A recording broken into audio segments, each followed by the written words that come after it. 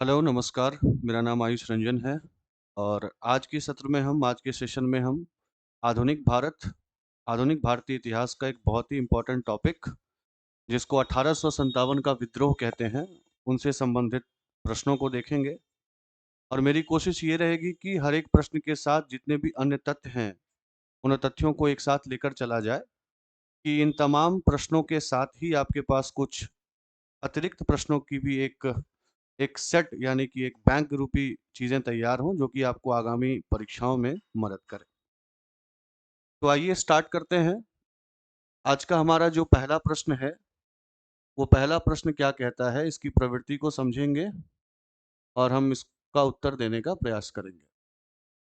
तो जैसा मैंने आपको बताया अभी थोड़ी देर पहले ही कि आज का जो हमारा सत्र है, वो मुख्य रूप से 1857 का विद्रोह। अब इस 1857 के विद्रोह के पीछे के कारण, इनमें भाग लेने वाले विभिन्न प्रकार के नेता जिन्होंने अलग-अलग जगहों से नेतृत्व किया, उन्हीं के इर्द-गिर्द आज के प्रश्न हैं।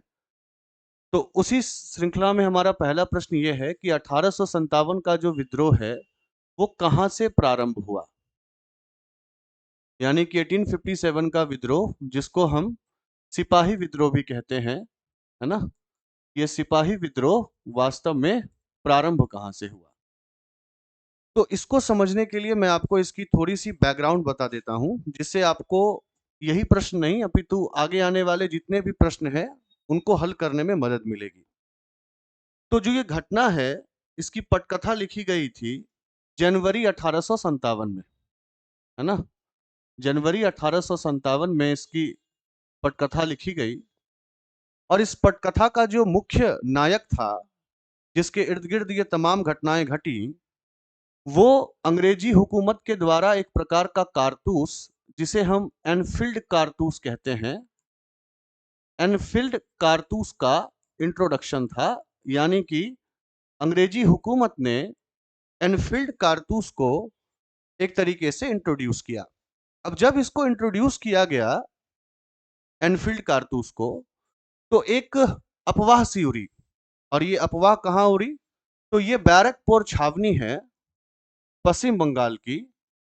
बैरकपुर छावनी में ये अफवाह उड़ी कि ये जो कारतूस है, ये कारतूस दो प्रकार के जानवरों की जो चर्बी होती है, उस चर्बी को इस्तेमाल करके बनाया जा रहा है। ऐसी अफवाह उड़ी, जिसमें से एक गाय का नाम लिया गया यानी कि काऊ, और दूसरा पिग यानी कि सुअर। इन दोनों के चर्बी को मिलाकर जो ये कारतूस है, उस कारतूस का जो ऊपरी भाग था, वो बना होता था, ऐसी अफवाह हो रही। अब जब ये अफवाह हो रही तो लाजमी तौर पर जो गाय के नाम से जो हिंदू सैनिक थे, वो हिंदू सैनिक भड़के, और जो पिग यानी कि सुअर की चर्बी की बात थी, उससे जो मुस्लिम हैं, वो भड़के। और फिर ये चिंगारी के रूप में, है ना, एक व्यक्ति का नाम आता है, जिसका नाम था मंगल पांडे। ये तमाम चीजें आपको आगे देखने को मिलेगी। मंगल पांडे, मंगल पांडे जी ने कहा, जिनका संबंध किससे था? बैराकपुर छावनी से था। और उसमें भी जिस इकाई से था, उससे संबंधित आगे प्रश्न भी होंगे आपके पास।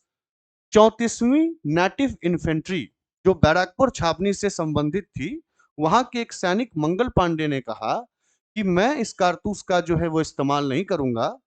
विद्रोह कर दिया। और विद्रोह करने के बाद जो वहां पे सार्जेंट थे, यानी कि अंग्रेजी अधिकारी, उनकी हत्या की। और हत्या करने के उपरांत ही ये जो 1857 के विद्रोह की पटकथा है, ये पटकथा लिखी गई। लेकिन याद रखना है, ये सवाल आपसे पूछा जा रहा है कि विद्रोह की शुरुआत कहां से हुई। तो ये जो मंगल पांडे हैं, मंगल पांडे ने व्यक्तिगत स्तर पर विद्रोह किया, विरोध किया। वास्तव में इसने विद्रोह का रूप कब प्रारंभ किया? तो इसने विद्रोह का रूप ले लिया मेरठ में, है ना। मंगल पांडे को तो अंग्रेजी हुकूमतों ने गिरफ्तार किया और 8 अप्रैल को उनको फांसी की सजा, 18 अप्रैल को उनको फांसी की सजा भी सुना दी गई। इसके बाद इसके बाद 6 मई को, यानी कि 6 मई को, 6 मई को, याद रखना है, 6 मई को ये जो बैरकपुर वाली घटना थी और उसके पीछे का जो कारण था कि हम इस कारतूस का इस्तेमाल नहीं करेंगे, अब ये बात मेरठ छावनी के सैनिकों ने बात आगे उठाई। कब? 6 मई को। और जब ये 6 मई को बात आगे उठाई तो अंग्रेजी हुकूमतों ने उसको दबाने की कोशिश की। उन्होंने यहां तक कह दिया कि जो सैनिक ये अफवाह उड़ाते हुए पकड़े गए उनको 10 वर्ष की सजा, है ना, 10 वर्ष की सजा जो है वो उनको सुनाई जाएगी। तो 6 मई को, 6 मई को ये बात कहां पहुंचती है? मेरठ में, है ना। और वो तमाम सैनिक जो इसमें इन्वॉल्व अगर पाए गए तो अंग्रेजी हुकूमतों ने कहा कि हम उनको 10 साल की सजा सुनाएंगे, 10 इयर्स की इंप्रिजमेंट देंगे। और इतना ही नहीं, मेरठ के जो सैनिक हैं उनका जो शस्त्र है वो भी जब्त कर लिया गया। और यही कारण था कि जब इस शस्त्र की जब्ती हुई तो वहां के जो सैनिक थे उन्होंने इसको खुद के ऊपर एक इंसल्टिंग, यानी कि इंसल्ट के तौर पर देखा। और तब ये विद्रोह समग्र रूप से शुरुआत कब होता है, कहां से होता है? मेरठ से होता है। तो यही आपका प्रश्न था कि 1857 के विद्रोह की शुरुआत कहां से हुई? तो चिंगारी फैली थी बैरकपुर से, मंगल पांडे के द्वारा, लेकिन विद्रोह की शुरुआत कहां से हुई? मेरठ से हुई, है ना। 6 मई की इस घटना के बाद 10 मई को मेरठ के सैनिकों ने बगावत कर दी और बगावत करके 1857 की विद्रोह की शुरुआत की गई। और धीरे धीरे फिर आप देखेंगे कि मेरठ से उठी यह चिंगारी उत्तर में पंजाब, उत्तर में पंजाब के क्षेत्र तक, दक्षिण में अगर आप देखेंगे तो दक्षिण में नर्मदा के क्षेत्र तक, है ना, दक्षिण में नर्मदा के क्षेत्र तक, पूरब में अगर आप देखेंगे तो बिहार, और पश्चिम में जब आप देखेंगे तो राजपुताना क्षेत्र, राजपुताना क्षेत्र, इन तमाम क्षेत्रों में ये जो विद्रोह है वो धीरे धीरे फैल गया, है ना। तो पहले प्रश्न की 1857 के विद्रोह की शुरुआत कहां से हुई, विद्रोह कहां से प्रारंभ हुआ? तो जवाब क्या था इसका? मेरठ से।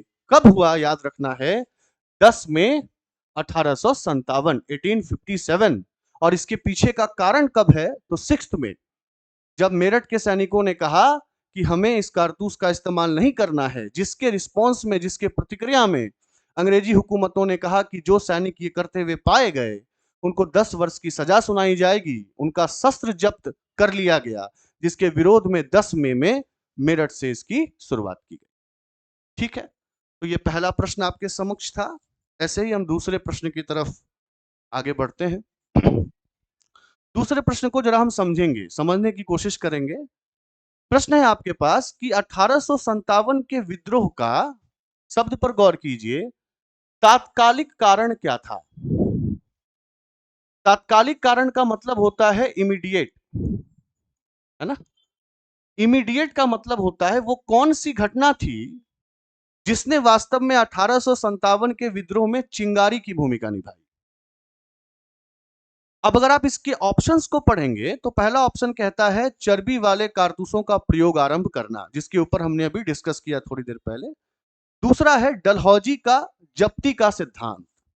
तीसरा है ब्रिटिश सैनिकों एवं भारतीय सैनिकों के वेतन में भारी अंतर। और चौथा है भारतीयों को ईसाई धर्म में परिवर्तित करना। वास्तव में देखा जाए तो ये चारों के चारों आपस में ही कारण हैं, लेकिन आपसे पूछा जा रहा है तात्कालिक कारण। तो सारा का सारा जो जो यहाँ पे गेम है वो इस शब्द का है जिसको आप कह रहे हैं तात्कालिक। तो इसको हम ऐसे समझेंगे थोड़ा सा।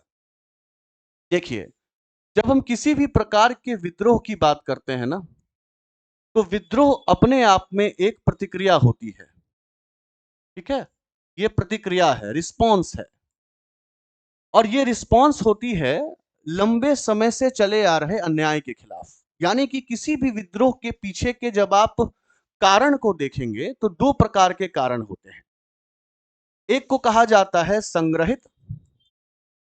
संग्रहित मतलब जो लंबे समय से कारण चला आ रहा था,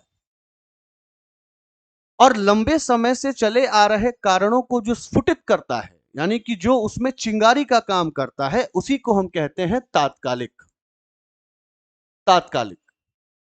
अब ये मैं आपको इसी कारण समझा रहा हूं क्योंकि इस कंसेप्ट से बहुत सारे क्वेश्चंस आपको मिलेंगे इसमें आगे भी, और पूछने की प्रवृत्ति भी कुछ यूं ही रहती है। ठीक है, तो संग्रहित कारण क्या था? तो संग्रहित कारण ये था कि 1757 1757 ये प्लासी का युद्ध होता है, अगर आपको याद हो। और प्लासी के युद्ध के बाद अंग्रेजों का भारत में अलग तरह से विस्तार शुरू होता है। वो अलग अलग जगहों को अपने कब्जे में लेना वो प्रारंभ करते हैं। और इसके साथ साथ जो यहाँ की जो अर्थव्यवस्था थी, यहाँ से जो धन का प्रवाह था, वो धन का प्रवाह भी इंग्लैंड की तरफ बढ़ता है। जन आक्रोश रहता है बहुत सारी चीजों के मद्देनजर। तो ये तमाम चीजें मिलकर संग्रहित कारण के रूप में जानी गई। यानी कि संग्रहित कारण में अपने आप आर्थिक कारण में जैसा मैंने आपको बताया कि यहाँ के जो उद्योग थे, वो उद्योग बुरी तरीके से प्रभावित हो रहे थे।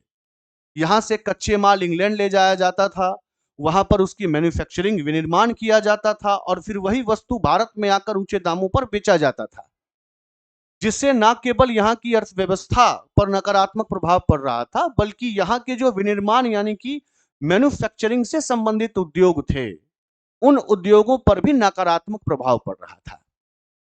तो संग्रहित आर्थिक कारण ये था। दूसरा, जब आप सैनिक कारण को देखेंगे तो सैनिक कारण में ये था कि भारतीय और अंग्रेजी इन दो सिपाहियों के वेतन में बहुत ज्यादा अंतर था और भारतीय सिपाहियों को एक निश्चित ओहदे के ऊपर बढ़ने का अवसर नहीं मिलता था। यह अवसर केवल अंग्रेजी अधिकारियों को प्राप्त था, तो जिससे सैनिकों में असंतोष की भावना आई।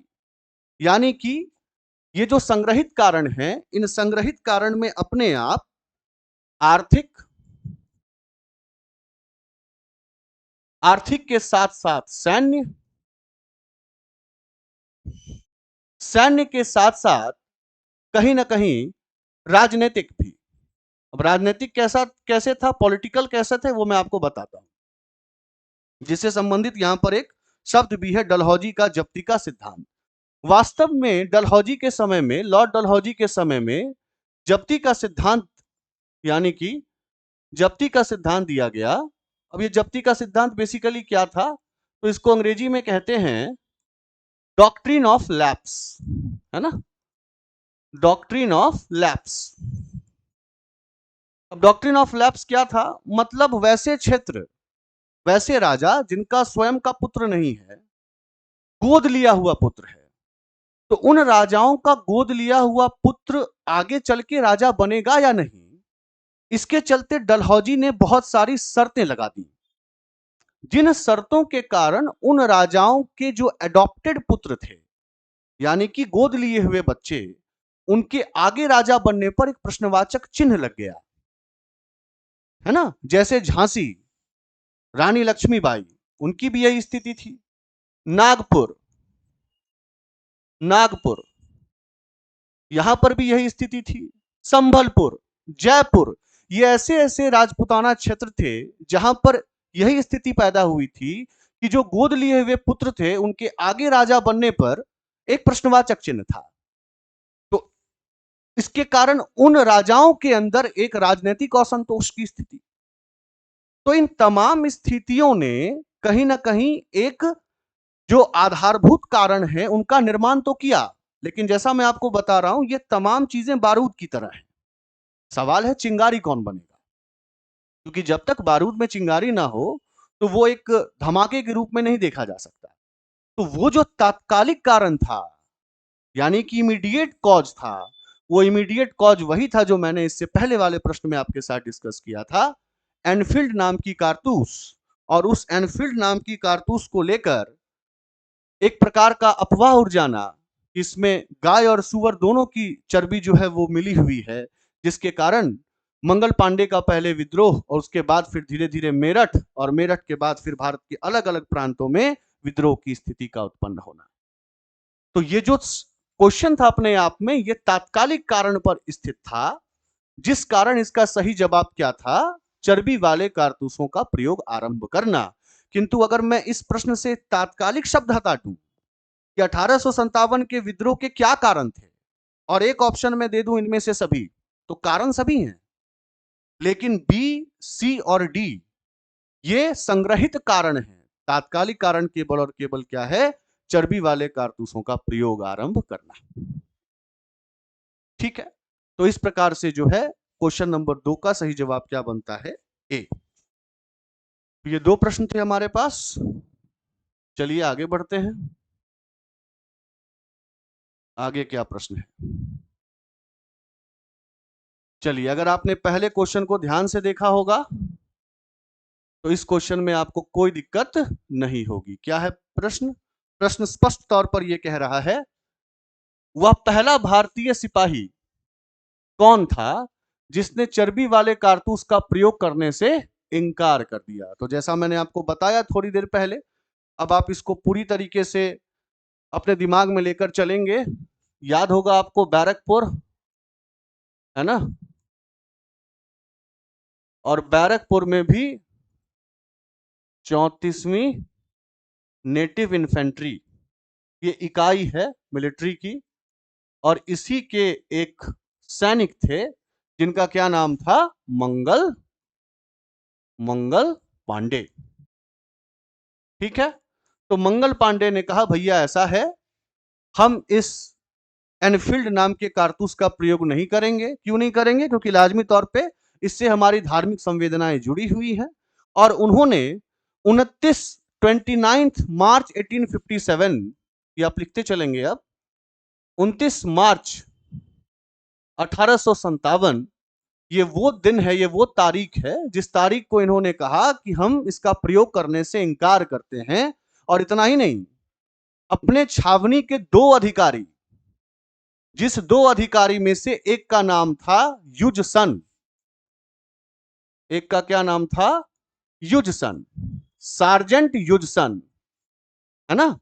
और दूसरे का नाम था लेफ्टिनेंट पॉ, लेफ्टिनेंट पॉ। अंग्रेजी में इसको BAUGH लिखते हैं, पॉ। इन दोनों की भाई साहब इन्होंने हत्या भी कर दी, है ना? मतलब 29 मार्च 1857 को 34वें नेटिव इन्फेंट्री के एक सैनिक जिनका नाम मंगल पांडे था, उन्होंने कहा कि हम इस कारतूस का इस्तेमाल नहीं करेंगे, एनफील्ड नाम की कारतूस का, क्योंकि इससे हमारी धार्मिक संवेदनाएं आहत होती हैं। और साथ ही अपने जो ये बटालियन थे उसके सार्जेंट युजसन, नाम मैं बार बार कह रहा हूं क्योंकि ये भी पूछ लिया जाता है कि मंगल पांडे ने किनकी हत्या की थी, तो युजसन और लेफ्टिनेंट बो, इन दोनों की हत्या करते हैं। और हत्या करने के बाद फिर एक तरीके से 1800 विद्रोह का जो विद्रोह है उसमें चिंगारी प्रदान करने का कार्य करते हैं। हालांकि जैसे मैंने थोड़ी देर पहले आपको बताया था कि 8 अप्रैल को, है ना, उनको पकड़ लिया जाता है, ठीक है, और उनको सजाए मौत सुना दी जाती है, हैंग, लटका दिया जाता है ना? और इसके बाद की स्थिति आपको पता है, 6 में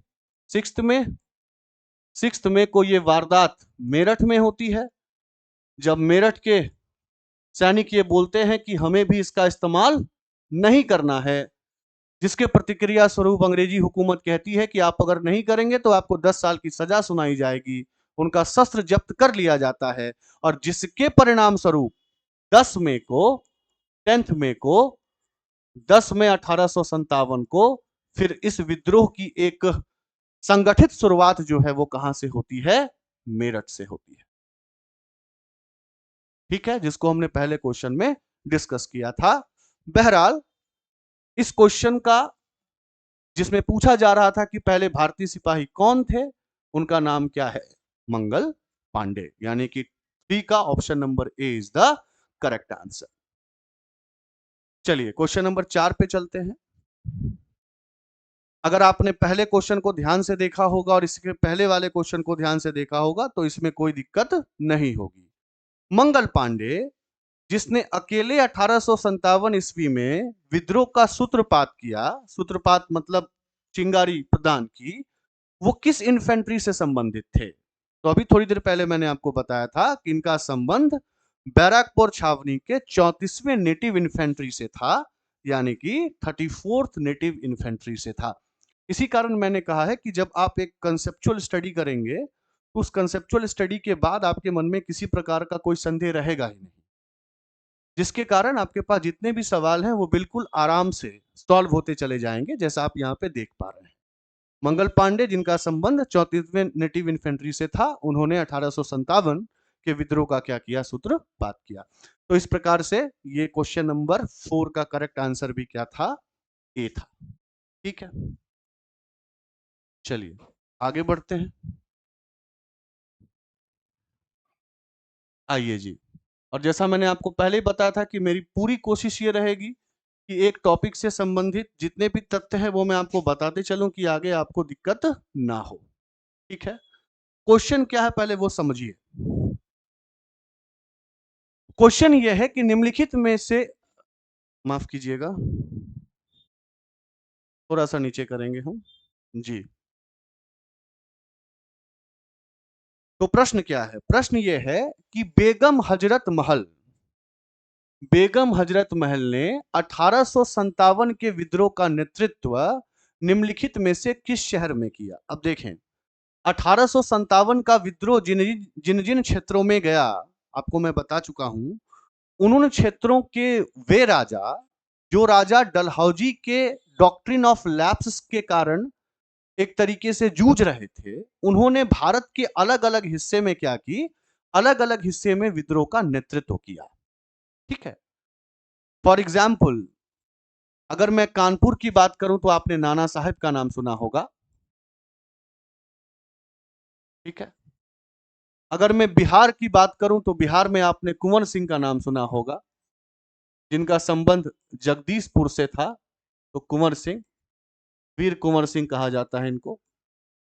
70 साल की उम्र में इन्होंने अंग्रेजों से लोहा लिया इसी दौरान, है ना।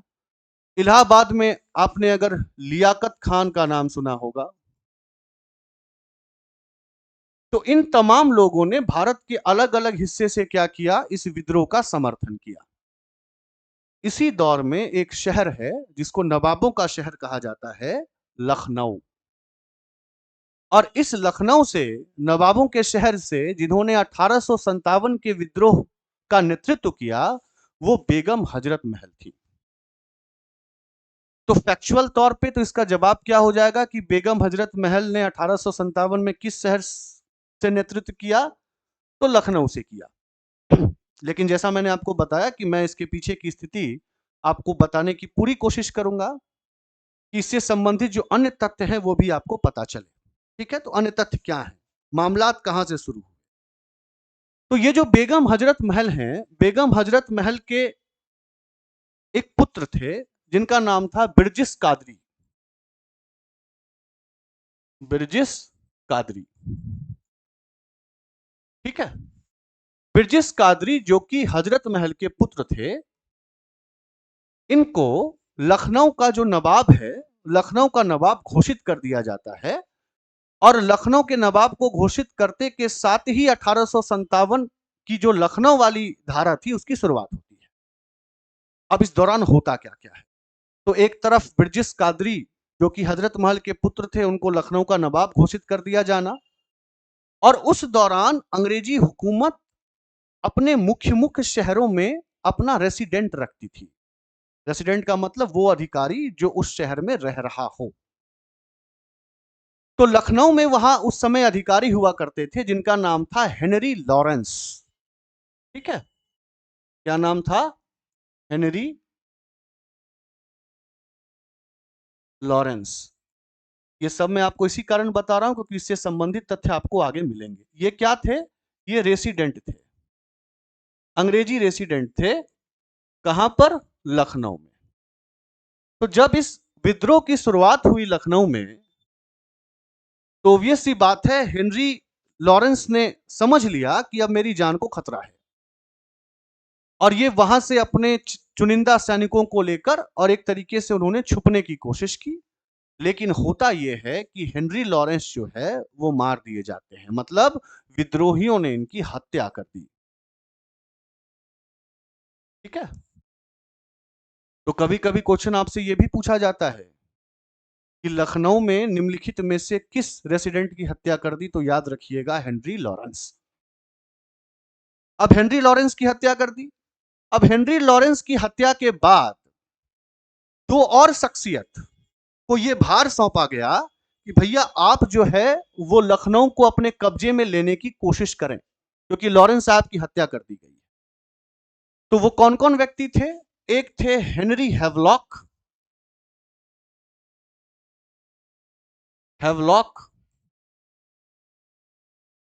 ठीक है, और दूसरे थे sir James Outram, sir James Outram, sir James Outram. इन दोनों को यह कमान दिया गया कि आप लखनऊ पर अपना कब्जा जो है वो एक तरीके से वापस बनाएं। किंतु दुर्भाग्य से हेनरी हैवलॉक और सर जेम्स ऑट्रम भी लखनऊ पर पुनः कब्जा स्थापित करने में असफल रहे। यानी कि ये क्या रहे? असफल रहे। और यहां से आपको याद रखना है इस शख्सियत का नाम, जिस शख्सियत का नाम है जेम्स ऑट्रम, क्योंकि ये आगे चलकर बहुत इंपॉर्टेंट स्टेटमेंट देता है। यही वो जेम्स ऑट्रम है जो कहता है कि 1857 का विद्रोह और कुछ नहीं बल्कि हिंदू और मुसलमानों का षड्यंत्र है। तो 1857 के विद्रोह को षड्यंत्र कहने वाला, वो भी हिंदू मुस्लिम का षड्यंत्र कहने वाला व्यक्ति और कोई नहीं बल्कि सर जेम्स ऑट्रम। तो सर जेम्स ऑट्रम और हैवलॉक ये दोनों क्या रहे? असफल रहे लखनऊ पर अपना कब्जा प्राप्त करने में। जब ये दोनों असफल रहे तो अंत में कमान सौंपी गई कॉलिन कैंपबेल को, है ना, कॉलिन कैंपबेल। ये नाम कहीं पर लिखते चलें, बहुत इंपॉर्टेंट है, कॉलिन कैंपबेल। कॉलिन कैंपबेल को कहा कि भैया ऐसा है, हेनरी हैवलॉक और सर जेम्स ऑट्रम असफल रहे हैं लखनऊ पर वापस अपना कब्जा स्थापित करने में, और उधर जो हमारे रेसिडेंट साहब थे सर हेनरी लॉरेंस, उनकी भी हत्या कर दी गई है। तो अब आपकी बारी है कि आप लखनऊ में जो हमारे अंग्रेज फंसे हैं उनको आप रिहा करवाएं। और कॉलिन कैंपबेल को यह नेतृत्व जब दिया गया तो उन्होंने भारतीय सेना के सबसे इंपॉर्टेंट रेजिमेंट, गुरखा रेजिमेंट, नाम सुना होगा आपने, गुरखा रेजिमेंट, है ना, ये वही रेजिमेंट है जिसमें अधिकतर नेपाली सिपाही होते हैं। और भारतीय, हालांकि भारतीय जो सेना है वो तो समग्र रूप से बहुत मजबूत है, पर उनमें भी जो सबसे मजबूत स्थिति में होती है वो गुरखा रेजिमेंट। तो अंत में कॉलिन कैंपबेल ने गुरखा रेजिमेंट की मदद लेते हुए लखनऊ में फंसे अपने अंग्रेजी अधिकारियों को वहां से निकाला। तो इस तरीके से ये पूरी स्थिति, बेगम हजरत महल 1857 में नेतृत्व कहां से? लखनऊ से। ये तो मैंने आपको बता दिया। स्थिति कैसी? तो उनके पुत्र, सबसे पहला कदम उठाया गया कि उनके पुत्र जो ब्रिटिश कादरी थे उनको लखनऊ का नवाब घोषित किया जाना, और लखनऊ के नवाब घोषित करने के बाद हेनरी लॉरेंस की हत्या, फिर हैवलॉक और जेम्स ऑट्रम का असफल प्रयास लखनऊ को वापस अपने कब्जे में लेने के दृष्टिकोण से, और अंतोगत्वा फिर कॉलिन कैंपबेल। ये तमाम नाम आपको दिमाग में रखने हैं क्योंकि आपसे सीधे तौर पे ये भी पूछा जा सकता है कि हेनरी हैवलॉक और सर जेम्स ऑट्रम ने किस भारतीय शहर को अपने कब्जे में लेने की कोशिश की, या इसको उलट उलट के भी पूछा जा सकता है कि लखनऊ को अपने कब्जे में लेने की कोशिश किसने की, किसने सफल प्रयास किया? तो सफल प्रयास कॉलिन कैंपबेल के द्वारा, ये दोनों असफल प्रयास। बहरहाल इस जो क्वेश्चन है, क्वेश्चन का सही जवाब जो होगा वो क्या होगा? 5 का ए, यानी कि लखनऊ। बहरहाल अगले प्रश्न पे बढ़ते हैं। अगला प्रश्न क्या है भैया? सिंपल सा प्रश्न है, 1857 के विद्रोह के समय भारत का गवर्नर जनरल कौन था? ठीक है, तो 1857 के समय में जो है वो भारत का गवर्नर जनरल और कोई नहीं बल्कि लॉर्ड कैनिंग थे। ठीक है, लॉर्ड कैनिंग थे। और आपको आगे चल के पता चलेगा कि जब 1857 का विद्रोह हो गया तो वास्तव में जो 1757 है और 1857 है, ये लगभग 100 साल ये जो स्थिति रही है वो ईस्ट इंडिया कंपनी की स्थिति रही है। यानी कि वो अंग्रेजों की एक कंपनी थी जो चार्टर लेकर भारत में व्यापार करने आई थी, और धीरे धीरे उसने अपने आप को राजनीतिक तौर पे मजबूत किया। लेकिन 1857 के बाद कुछ ऐसे कदम उठाए गए जिससे यह तय किया गया कि अब जो है भारत में प्रशासन ईस्ट इंडिया कंपनी नहीं करेगी, बल्कि ईस्ट इंडिया कंपनी की जगह पर जो वहां की क्राउन है, यानी कि जो क्वीन है, वो करेगी। और इसी के मद्देनजर 1858 का अधिनियम लाया जाता है। ठीक है, 1858 का अधिनियम लाया जाता है और यही लॉर्ड केनिन, जो कि 1857 के समय में गवर्नर जनरल थे, वो 1858 की अधिनियम के तहत भारत के पहले वायसराय बने। ठीक है, तो गवर्नर जनरल और वायसराय, मतलब अगर आपसे ये भी पूछा जाए कि भारत के वायसराय प्रथम कौन थे, क्योंकि इससे पहले की स्थिति गवर्नर जनरल की थी, उसके बाद की स्थिति किसकी होने लगी, वायसराय की। ठीक है, वायसराय की। और उस श्रृंखला में जो पहले वायसराय सामने आए उनका नाम क्या था, लॉर्ड केनिंग। ठीक है, तो 1857 के विद्रोह के समय में भी गवर्नर जनरल वो, और भारत के पहले वायसराय भी जो थे वो लॉर्ड केनिंग ही बने। ठीक है जी, चलिए आगे बढ़ते हैं।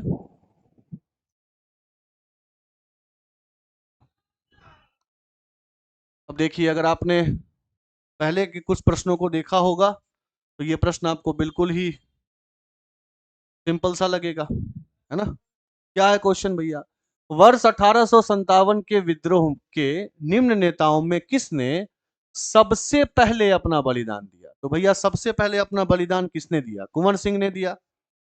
कहां से संबंध, थोड़ी देर पहले मैंने आपको बताया था, बिहार के जगदीशपुर से तांतिया टोपे, जिन्होंने रानी लक्ष्मीबाई की मदद की थी। ठीक है, नाना साहब के बहुत ही एक तरीके से विश्वसनीय व्यक्तियों में से एक तांतिया टोपे, लक्ष्मीबाई झांसी की रानी, है ना, या फिर मंगल पांडे। अब देखा जाए कायदे से तो सबके सब नेता हैं, सबके सब ने अलग अलग जगहों से क्या किया, नेतृत्व किया।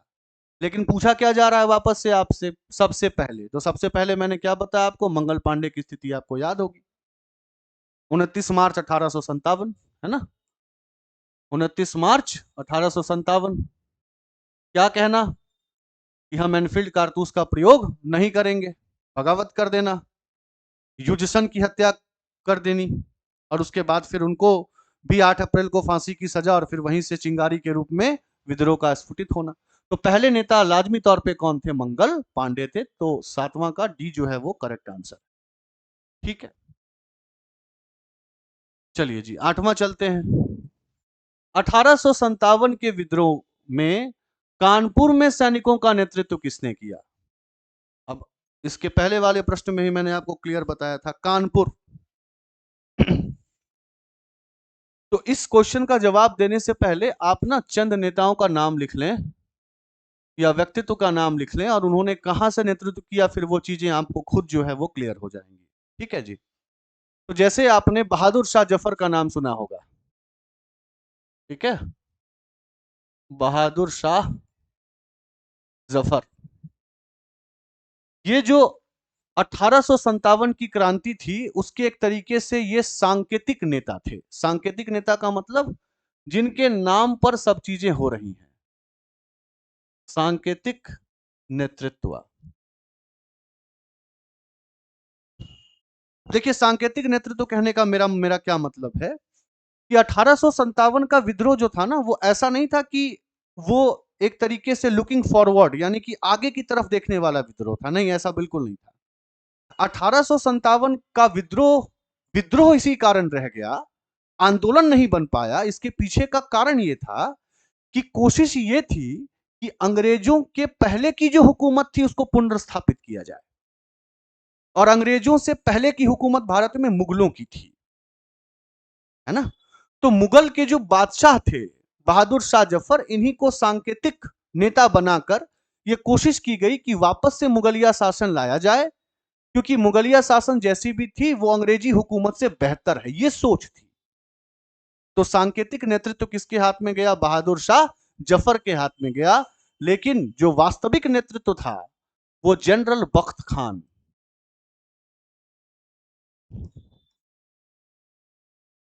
ये वास्तविक इनके हाथ में वास्तविक नेतृत्व था। ठीक है, उसके बाद फिर आपने देखा बेगम हजरत महल, अभी थोड़ी देर पहले बात हुई थी। तो बेगम हजरत महल का ताल्लुक कहां से? लखनऊ से। ठीक है जी। उसके बाद फिर कानपुर, कानपुर में किसके हाथ में भागडोर? नाना साहेब। ठीक है जी। तो ये प्रश्न आपका किससे संबंधित था? नेताओं में, ये कानपुर में सैनिकों का नेतृत्व किसने किया? तो लाजमी तौर पे आप देख रहे होंगे किसने किया? नाना साहब ने किया। ठीक है, कुंवर सिंह बता चुका हूं, बिहार से ताल्लुकात। बिहार में भी कहां से? जगदीशपुर, आरा के पास की स्थिति। ताटिया तोपे, इन्होंने क्या किया? तो इन्होंने रानी लक्ष्मीबाई की मदद की और रानी लक्ष्मीबाई के साथ संयुक्त रूप से ग्वालियर की तरफ इन्होंने रुख किया। लक्ष्मीबाई झांसी। ठीक है, और अच्छा, अब नाना साहब की जब बात आ गई तो नाना साहब के साथ क्या कंसर्न वही था, मुद्दा वही था। नाना साहेब जो हैं वो बाजीराव द्वितीय के दत्तक पुत्र थे। ठीक है, बाजीराव द्वितीय, ये भी कहीं पे लिख लीजिएगा, बाजीराव द्वितीय के दत्तक पुत्र, वही एडॉप्टेड वाली बात है ना। और इनके साथ भी वही स्थिति हुई कि इनको इनके महल से भी निष्कासित किया गया, राजकाज से भी निष्कासित किया गया। और इसके पीछे का मुख्य कारण क्या था? बता चुका हूं, डलहौजी का वही डॉक्ट्रिन ऑफ लैप्स। तो इससे इनके मन में असंतोष, और असंतोष के कारण कानपुर में सैनिकों का क्या करना? तो नेतृत्व करना। ठीक है, तो इस प्रकार से जो हमारा क्वेश्चन नंबर 8 था उसका सही जवाब क्या होगा? उसका सही जवाब होगा आपका नाना साहेब। बहरहाल आगे बढ़ते हैं। चलिए, बहुत ही अच्छा क्वेश्चन है, ध्यान देंगे। क्या है क्वेश्चन भैया? क्वेश्चन ये है कि 1857 के विद्रोह की शक्ति का सबसे महत्वपूर्ण तत्व कौन सा था? सबसे महत्वपूर्ण तत्व कौन सा था? इसको ऐसे समझेंगे आप कि 1857 का जो विद्रोह था, उस विद्रोह में इनमें से किन कारकों ने सबसे महत्वपूर्ण भूमिका निभाई? तो पहला है भैया नाना साहब का नेतृत्व, दूसरा झांसी की रानी का नेतृत्व, तीसरा है बहादुर शाह का सहयोग, और चौथा है हिंदू मुस्लिम एकता। अगर आप इसको ध्यान से पढ़ें और समझे कंसेप्चुअल तरीके से, तो तीन ऑप्शन तो अपने आप में खारिज हो जाते हैं। कैसे हो जाते हैं? जब आप नेतृत्व की बात करते हैं तो किसी एक के नेतृत्व को दूसरे से बढ़कर कहना ये अपने आप में बेवकूफी होगी, क्योंकि जिन्होंने झांसी का नेतृत्व किया वो झांसी के लोगों को लेकर आगे बढ़ी, जो जिन्होंने कानपुर का नेतृत्व किया वो कानपुर के लोगों को लेकर आगे बढ़े। जो एक सांकेतिक नेता थे उनके नाम पर सांकेतिक तौर पर विद्रोह हो रहा था, लेकिन इनमें से सबसे महत्वपूर्ण फैक्टर क्या था, कारक क्या था? देखें, भारतीय इतिहास में बहुत कम जगहें ऐसी हैं जहां पर हिंदू और मुस्लिम की एकता देखी गई, और उन चंद घटनाओं में जहां पर हिंदू मुस्लिम एकता देखी गई, 1857 का विद्रोह भी है। कैसे है? तो अब यहां पे ध्यान से सुनिएगा। 1857 के विद्रोह में एक इंपॉर्टेंट शब्द आता है जिसको कहते हैं आजमगढ़ घोषणा पत्र। आजमगढ़ घोषणा पत्र, ये भी क्वेश्चन अलग से पूछ लिया जाता है कि आजमगढ़ घोषणा पत्र या आजमगढ़ डिक्लेरेशन ये किससे संबंधित है? तो ये 1857 के विद्रोह से संबंधित है। क्या भैया इस 1857 के विद्रोह में आजमगढ़ घोषणा पत्र? तो आजमगढ़ घोषणा पत्र में हिंदुस्तान की बात की गई, एक ऐसे हिंदुस्तान की बात की गई जहां पर रहने वाले दोनों, यानी कि हिंदू और मुस्लिम, दोनों के दोनों प्रभावित हैं, अफेक्टेड हैं, किससे? अंग्रेजी हुकूमत से। यानी कि आजमगढ़ डिक्लेरेशन में जिस हिंदुस्तान की संकल्पना की गई, वहां पर महज हिंदुओं की संकल्पना नहीं की गई, बल्कि एक ऐसे भूभाग की संकल्पना की गई जहां पर रहने वाले हिंदू और मुस्लिम दोनों ही अंग्रेजी हुकूमत से क्या है, परेशान है। और इसी के साथ आता है बहादुर शाह जफर का भी घोषणा पत्र। वही बहादुर शाह जफर जो सांकेतिक नेता के तौर पर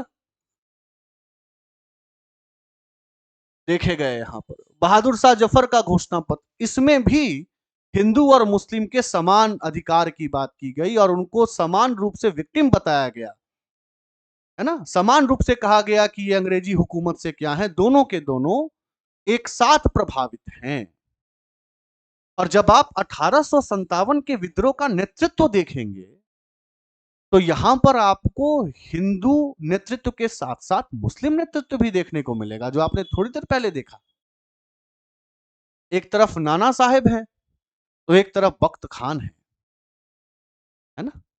एक तरफ लियाकत खान है तो एक तरफ झांसी की रानी लक्ष्मीबाई है। तो ये जो कोऑपरेशन है, सहयोग है, सहभागिता है हिंदू और मुस्लिम की, ये सबसे बड़ा कारक था 1857 का। 1857 के विद्रोह के शक्ति का सबसे महत्वपूर्ण कारक अगर कोई था तो वो था हिंदू मुस्लिम एकता। और याद रखिएगा, हिंदू मुस्लिम एकता पे वापस से जब बात आएगी तो ये किससे प्रमाणित होता है, तो आजमगढ़ घोषणा पत्र और बहादुर शाह जफर के पत्र से, जिसमें ये कहा गया कि अंग्रेजी हुकूमत से दोनों एक समान क्या हैं, प्रभावित हैं। ठीक है जी, चलिए अगले प्रश्न की तरफ बढ़ते हैं। रानी लक्ष्मीबाई का मूल नाम क्या था? रानी लक्ष्मीबाई का मूल नाम क्या था? अगर आपने मणिकर्णिका सुना होगा, है ना, तो मणिकर्णिका से ये बात स्पष्ट हो जाती है। मणिकर्णिका नामक एक बॉलीवुड में मूवी भी आई थी जिसमें कंगना रनौत ने शिरकत की थी। तो इनके बचपन का नाम क्या? मणिकर्णिका। अब इनकी स्थिति क्या थी, इनको झांसी की रानी क्यों कहा गया? तो वास्तव में इनकी शादी होती है गंगाधर राव से। ठीक है, गंगाधर राव से। जब रानी लक्ष्मीबाई की बात चल रही तो पूरी बात हो जानी चाहिए फिर। अब जब गंगाधर राव से इनकी शादी होती है, वास्तविक स्थिति इनकी कहाँ की, मणिकर्णिका बनारस में पली बढ़ी। विवाह हुआ कहाँ? गंगाधर राव, जो कि कहाँ के नरेश थे? झांसी के नरेश थे। ठीक है। अब इनके मरणोपरांत इनका जो दत्तक पुत्र यानी कि गोद लिया हुआ पुत्र था रानी लक्ष्मीबाई और गंगाधर राव का, उसको वापस से राजा बनने का मौका नहीं दिया जा रहा था। कारण स्पष्ट है, बार बार कह रहा हूं, वही डलहौजी याद रखिएगा, डलहौजी का डॉक्ट्रिन ऑफ लैप्स की नीति, जिसके तहत गोद लिए हुए जो उत्तराधिकारी थे वो बन पाएंगे या नहीं बन पाएंगे, उसके लिए चंद कंडीशंस रखे गए। जिन चंद कंडीशंस के कारण जो है वो बहुत सारे राजाओं के गोद लिए हुए पुत्र अगले नरेश नहीं बन पा रहे थे। उनमें से एक रानी बाई का और गंगाधर राव का गोद लिया हुआ पुत्र भी शामिल था। तो बहरहाल इनका निधन होता है, गंगाधर राव जी का। अब ये कूच करती हैं झांसी के तरफ और कहती हैं कि मैं झांसी नहीं लेने दूंगी। किसको नहीं लेने दूंगी? तो अंग्रेजों को झांसी नहीं लेने दूंगी। और इसी दौरान मणिकर्णिका यानी कि लक्ष्मीबाई को सहयोग प्राप्त होता है तांतिया टोपे का। ठीक है जी। और तांतिया टोपे के साथ मिलकर वो ग्वालियर के तरफ कूच करती है। ठीक है। लेकिन जब ग्वालियर के तरफ कूच करती है तो एक शायरी है। शायरी क्या है कि जब अपने ही लोग दुश्मन बन जाएं तो उससे बड़ी बुरी स्थिति कुछ नहीं हो सकती, है ना। ग्वालियर के जो नरेश थे सिंधिया, उन्होंने अंग्रेजों का दामन थामा इनके दामन थामने की बजाय। और जिसका परिणाम ये होता है कि रानी लक्ष्मीबाई एक तरीके से वीर गति को प्राप्त करती हैं। और ये वीर गति को जब प्राप्त करती हैं तो यहीं पर एक और चीज आपको बता दूं, एक अंग्रेजी अधिकारी जिनका नाम था ह्यूग रोज, ये नाम बड़ा इंपॉर्टेंट है, ह्यूग रोज, ह्यूग रोज, ये क्या कहता है पता है? इसके स्टेटमेंट को भी पूछा जाता है बार बार। ये रानी लक्ष्मीबाई के बारे ये कहती हैं कि ये विद्रोहियों में एकमात्र पुरुषत्व वाली महिला थी। पुरुषत्व वाली महिला मतलब ये एकमात्र ऐसी महिला थी विद्रोहियों में जिनमें वो पौरुष था, साहस थी, दृढ़ता थी। तो उसी मर्निका रानी लक्ष्मीबाई के बारे ह्यूगो रोज का दिया हुआ ये कथन। तो अगर आपसे यहां से अब ये भी पूछ लिया जाए कि किस अंग्रेजी अधिकारी ने रानी लक्ष्मीबाई की प्रशंसा करते हुए ये कहा कि ये विद्रोहियों में एकमात्र पुरुषत्व वाली महिला थी, तो इसका जवाब क्या होगा? इसका जवाब होगा ह्यूगो रोज थे, इन्होंने ये बात कही थी। ठीक है। बहरहाल रानी लक्ष्मीबाई के बचपन का नाम क्या है? रानी लक्ष्मीबाई के ये शुरुआती जो नाम है उनका वो क्या था? मणिकर्णिका। बहरहाल आगे बढ़ते हैं। ठीक है जी, नेक्स्ट प्रश्न की तरफ रुख करें। 10 क्वेश्चंस हमारे जो हो गए वो क्या हो गए जी? कंप्लीट हो गए। चलिए आगे बढ़ते हैं।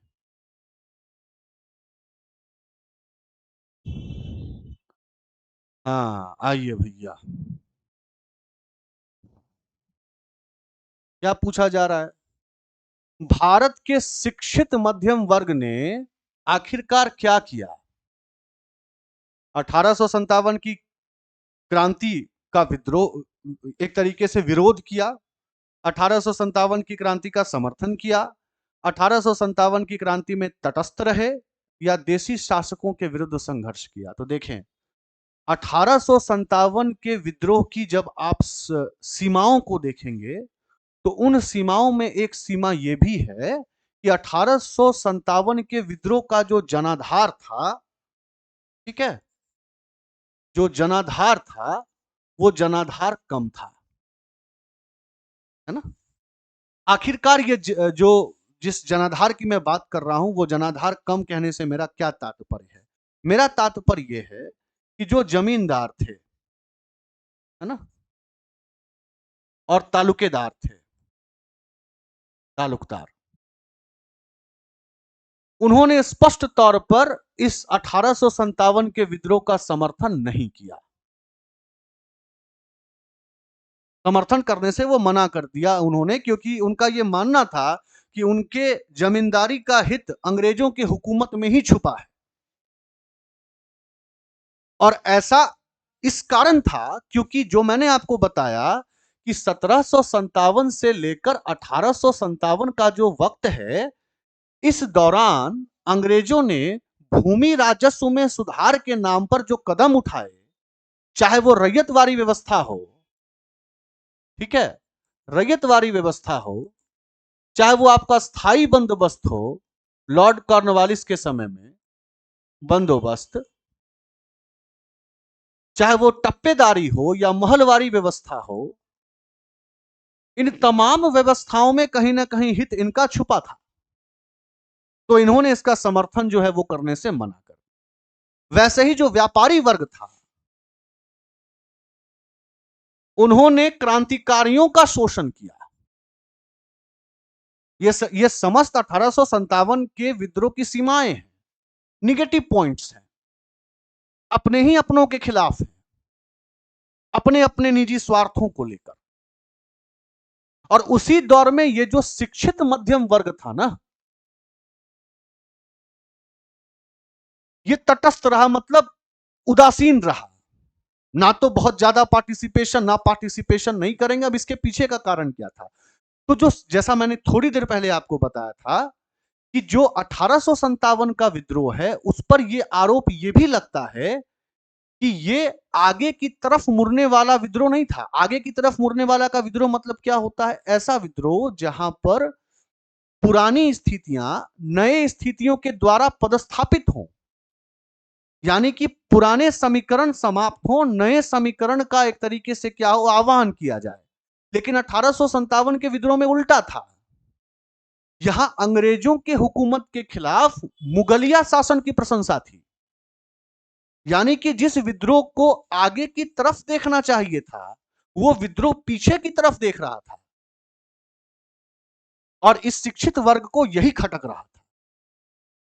कि भैया अगर विद्रोह है, आंदोलन है, सुधार की बात है, तो सुधार तो लुकिंग फॉरवर्ड होता, आगे की तरफ देखता है, आगे की तरफ उन्मुख होता है। ये पीछे आने का कारण बहादुर शाह जफर जैसे राजा को वापस पद पे लाने की बात। तो इस कारण इन्होंने यह निर्णय किया कि भैया हम जो हैं इस आंदोलन में क्या रहेंगे, तटस्थ रहेंगे। यानी कि वही बात, ना समर्थन न विरोध, बिल्कुल उदासीन की स्थिति में। तो जो शिक्षित मध्यम वर्ग था वो तटस्थ रहे थे 1857 के विद्रोह में। जमींदार और तालुकेदार ने तो कोई सहयोग नहीं किया था, और व्यापारियों ने सहयोग किया, उन्होंने तो क्रांतिकारियों का शोषण किया। ठीक है जी, चलिए आगे बढ़ते हैं। अगर आप इतने देर से क्लास में ध्यान से होंगे तो मेरा ख्याल है कि यहाँ आपको किसी प्रकार की कोई दिक्कत नहीं होगी। आपको कथन दिए गए हैं, और कथन देने के बाद ये पूछा जा रहा है कि भैया इनमें से कौन से कथन सत्य हैं, जरा वो निकाल के हमें बता दीजिए। क्या भैया कथन? मंगल पांडे बैराकपुर, याद कीजिए पहले क्वेश्चन में डिस्कस किया था। बैराकपुर में स्थित 34वीं नेटिव इन्फेंट्री का एक सिपाही था। क्या गलत है इस स्टेटमेंट में? कुछ गलत नहीं है, बिल्कुल सही। वह पहला भारतीय सिपाही था जिसने एनफील्ड राइफल, जिसमें चर्बी लगे कारतूस का प्रयोग होता था, का प्रयोग करने से इंकार किया था। इसमें भी क्या गलती है? याद होना चाहिए आपको 29 मार्च की स्थिति। हम इसका प्रयोग नहीं करेंगे, हमारी धार्मिक हित जो है वो इससे एक तरीके से क्या हो रहे हैं, तो धार्मिक हित हमारे खतरे में है। गाय की चर्बी है तो मुंह से कैसे लगाएं भैया? और उस कारतूस को दांत से पहले चर्बी हटाई जाती थी। तीसरा, मंगल पांडे, देखिए 29 मार्च आ गया, 29 मार्च को सार्जेंट मेजर यूजसन, इसी कारण मैंने कहा था अगर आप क्लास में ध्यान से हैं तो आपको तमाम चीजें क्लियर होती जाएंगी। यूजसन की गोली मारकर हत्या कर दी और लेफ्टिनेंट बो की तलवार से हत्या कर दी। बिल्कुल सही स्टेटमेंट है, दूसरा भी और तीसरा भी। और विद्रोह के आरोप में मंगल पांडे को 8 अप्रैल को, बार बार कह रहा हूं, 8 अप्रैल 1857 को फांसी की सजा सुनाई गई। अब भैया कौन सा कथन सही है? तो आपको गलत कौन सा लग रहा है? कोई नहीं है, मतलब सही कौन सा स्टेटमेंट है? 1 2 3 4।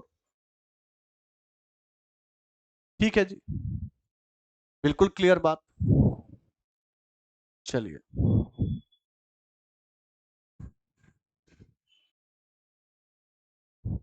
नेक्स्ट पे आइए।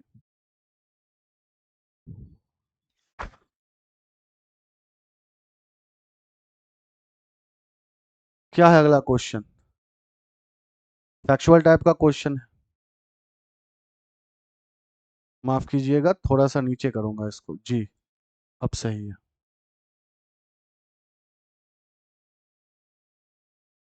ना? 1857 की क्रांति के समय ब्रिटेन का प्रधानमंत्री कौन था? 1857 के विद्रोह के समय ब्रिटेन का प्रधानमंत्री कौन था, है ना? आपके ऑप्शंस क्या क्या हैं? आपके ऑप्शंस हैं भैया इसमें, बेंजामिन डिजारेली, इनका भी नाम बड़ा इंपॉर्टेंट है, बताऊंगा क्यों। क्योंकि इन्होंने 1857 को राष्ट्रीय आंदोलन की संज्ञा दी थी। दूसरा लॉर्ड जॉर्ज, तीसरा ग्लैडस्टोन, या चौथा लॉर्ड पार्मस्टन। ठीक है, तो देखिए अब ये थोड़ा सा फैक्चुअल क्वेश्चन है। फैक्चुअल क्वेश्चन इसी कारण है क्योंकि उस समय जो लॉर्ड पार्मस्टन थे, लॉर्ड पार्मस्टन ने वहां के हाउस ऑफ कॉमन्स का चुनाव जीता था। House of Commons, house of Commons वही होती है वहां पर स्थिति जैसे हमारे यहाँ लोकसभा का चुनाव होता है ना, वैसे ही वहां पर हाउस ऑफ कॉमन्स की स्थिति होती है। और जैसे हमारे पास लोकसभा का जो सबसे मेजोरिटी वाली पार्टी होती है उसके प्रधानमंत्री बनाए जाते हैं, तो वैसे ही हाउस ऑफ कॉमन्स की जो बहुमत में पार्टी होती है उसके लीडर को हम क्या बना देते हैं, वहां पे प्रधानमंत्री बना देते हैं। तो हाउस ऑफ कॉमन्स में लॉर्ड पार्मस्टन ने वहां के हाउस ऑफ कॉमन्स की स्थिति को, मतलब चुनाव को जीता, और वहां का वो क्या बना, प्रधानमंत्री बना। ठीक है, अब यहां से आप कुछ चीजें और याद रखेंगे कि ये जिस पार्टी से बिलोंग करता था वो था विक्स। जैसे यहाँ पे बीजेपी है, कांग्रेस है, वैसे ही वहां पर ये जिस पार्टी से ताल्लुकात रखते थे उसका नाम था विक्स। और इन्होंने जिस पार्टी को हराया था, या जिस पार्टी को हराकर बहुमत प्राप्त की थी, वो थी कंजर्वेटिव पार्टी। कौन सी पार्टी थी? कंजर्वेटिव पार्टी, याद रखिएगा।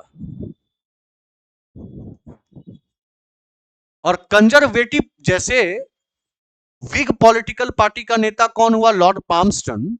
वैसे ही कंजर्वेटिव पार्टी का भी उस समय कोई एक मुख्य नेता होगा, है ना, जिसको पराजित करके इन्होंने वहां की स्थिति को मजबूत किया होगा। तो वो कौन थे? वो थे earl of derby. Earl of derby, ठीक है। तो अर्ल ऑफ डर्बी जो कि कंजर्वेटिव पार्टी के थे, उनको लॉर्ड पाल्मस्टन ने, जो कि विग पार्टी के थे, पराजित करके वहां पर अपनी प्रधानमंत्री पद को सुनिश्चित किया। इसका मतलब यह है कि 13वें क्वेश्चन का सही जवाब क्या होगा? Option number D. क्लियर है?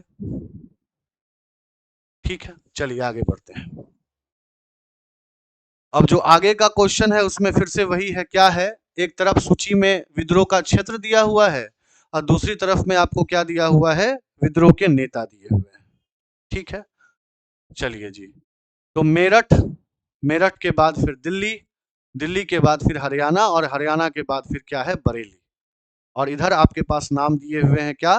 कदम सिंह, बहादुर शाह द्वितीय, राव तुलाराम और खान बहादुर खान। तो ये तो बिल्कुल सिंपल है। थोड़ी देर पहले जब मैं आपको उसकी सूची लिखा रहा था, बता रहा था, तो मैंने आपको बताया था कि इसमें एलिमिनेट करते हुए आप चलेंगे तो आपको चीजें क्लियर हो जाएंगी। जैसे दिल्ली, है ना, तो आपको मैंने बताया कि जो बहादुर शाह द्वितीय था वो क्या था? इसका एक तरीके से सांकेतिक नेतृत्व उसके हाथ में था। बरेली, बरेली का जो नेतृत्व था वो किसके हाथ में था? खान बहादुर खां के हाथ में था। यानी कि आप कायदे से देखें तो बी का 2 और डी का 4 होना चाहिए। तो बी का 2 और डी का 4, बी का 2 और डी का 4 तो केवल ऑप्शन नंबर ए में ही है। यानी कि स्पष्ट तौर पे जो मेरठ का क्षेत्र था वहां पे कदम सिंह ने नेतृत्व किया। ठीक है, मेरठ कदम सिंह, ठीक है। और दूसरा क्या बचा? हरियाणा, यहां पर राव तुलाराम।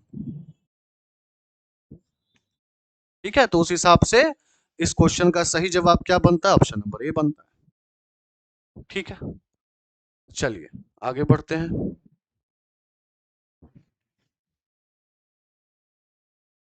Question number 15।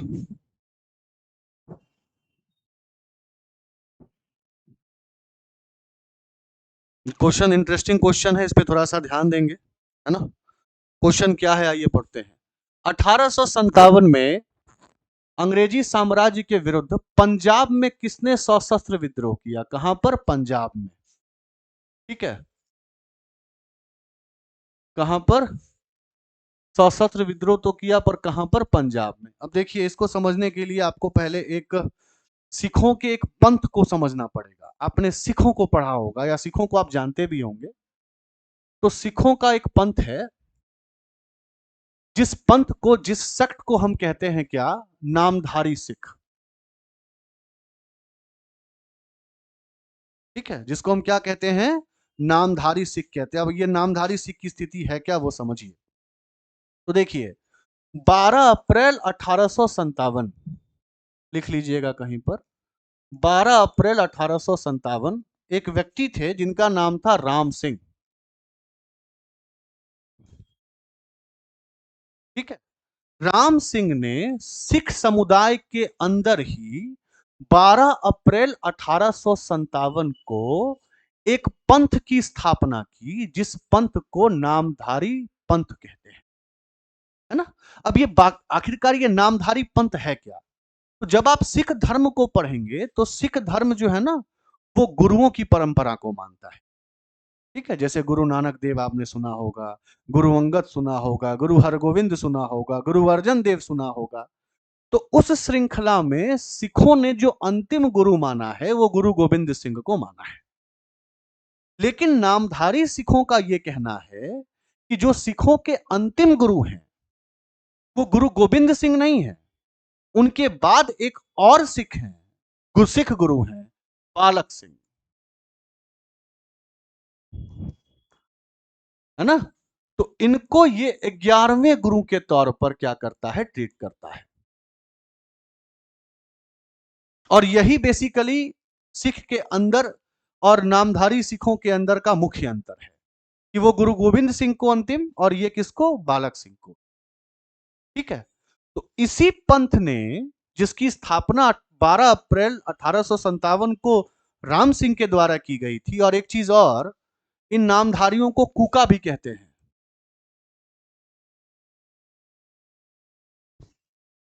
इन्होंने ही ये घोषणा की थी कि भैया ऐसा है, जिन जिन चीजों पर अंग्रेजी हुकूमत का ठप्पा है, मुहर है, हम उसका प्रयोग नहीं करेंगे। ठीक है, तो 1857 का ये विरोध, ये विद्रोह, जिसमें कहां पर, पंजाब में इसकी स्थिति को मजबूत किया गया, वो स्थिति और कोई नहीं बल्कि किनके द्वारा की गई, नामधारी सिखों के द्वारा, जिसकी स्थापना किसके द्वारा, राम सिंह के द्वारा। क्यों अलग है ये सिखों से, क्योंकि ये बालक सिंह को 11वें गुरु के तौर पे मानता है, जबकि सिख गुरु गोविंद सिंह को अंतिम तौर पे मानते हैं। क्लियर है, तो इसका सही जवाब क्या होगा, नामधारी। क्लियर है जी। अगले प्रश्न पे आइए, बिहार में 1857 की क्रांति के नेता कुंवर सिंह का देहांत कब हुआ। तो बिल्कुल फैक्चुअल क्वेश्चन है, कुंवर सिंह आ गया तो याद रखिएगा जगदीशपुर। ठीक है जी, जगदीशपुर बिहार, है ना। 70 वर्षीय थे, अपने आप में बहुत ही ज्यादा वरिष्ठ। ठीक है, और जब विद्रोहियों की टोली दानापुर से आरा की तरफ बढ़ी, तो वहां पर इन्होंने बढ़ चढ़ के क्या किया, तो सहयोग किया। ठीक है, और 9 मई 1858, 9 मई 1858 को इनका क्या हो गया, देहांत हो गया। क्लियर है, तो इसका सही जवाब, 16वें क्वेश्चन का सही जवाब क्या होगा, ऑप्शन नंबर सी। ठीक है जी, चलिए आगे बढ़ते हैं। अब आगे वाला क्वेश्चन भी अगर आपने ध्यान से चीजों को सुना होगा तो चीजें अब क्लियर होंगी आपको, क्योंकि पहले ही क्वेश्चन के दौरान इसको डिस्कस किया गया था। क्या जब मैंने बोला था कि 1857 की पटकथा, पटकथा, पटकथा, याद होगी आपको चीजें, पटकथा लिखी कब गई थी। तो क्या पूछ रहा है आपको, अंग्रेजी भारतीय सेना में चर्बी वाले कारतूस से चलने वाली एनफील्ड राइफल कब शामिल की गई। तो याद होगा आपको, मैंने क्या बताया था, जनवरी 1857 में इसको इंक्लूड किया गया, जिसके बाद ये गलतफहमी आ गई। गलतफहमी क्या, ये डाउट आ गया कि इसमें गाय और सुअर दोनों की चर्बी से बनी हुई चीजें हैं। मंगल पांडे 29 मार्च विद्रोह, फिर विद्रोह का मेरठ पहुंचना। तो इंट्रोड्यूस कब किया गया, तो जनवरी 1857 में, बिल्कुल क्लियर है। ठीक है, चलिए 18वें क्वेश्चन पे आइए, अच्छा क्वेश्चन है ये। निम्नलिखित में से कौन सा आयोग 1857 का विद्रोह दमन के बाद भारतीय फौज के नव संगठन से संबंधित है। अब जब 1857 के विद्रोह को सिपाही विद्रोही कहा गया, मतलब इसमें कहीं ना कहीं मेन एक्टर सिपाही थे, तो इस विद्रोह का जब दमन हुआ तो लाजमी तौर पर सिपाहियों का पुनर्गठन तो लाजमी था, है ना। तो उस पुनर्गठन का क्या मतलब, पुनर्गठन का मतलब यह है कि उससे पहले अंग्रेजी सेना और यूरोपीय सेना के बीच का जो अनुपात था, रेशियो था, उस रेशियो में तब्दीली की गई। और इस तब्दीली के लिए जो परामर्श जिस आयोग ने दिया, उस आयोग का नाम था पील आयोग। क्या नाम था, पील आयोग। अब पील आयोग ने सिफारिशें क्या दी, वो थोड़ा समझिए। पील आयोग ने यह कहा कि भैया ऐसा है, भारतीय फौज का नव संगठन यानी कि रिकंपोजिशन इसको करो। तो रिकंपोजिशन करो कैसे, वो समझिए। उन्होंने कहा कि जो बंगाल की सेना है ना, बंगाल की सेना में रेशियो रखो 2:1। समझिएगा, 2:1 मतलब क्या, 2 भारतीय सैनिक, भारतीय सैनिक और 1 यूरोपीय सैनिक।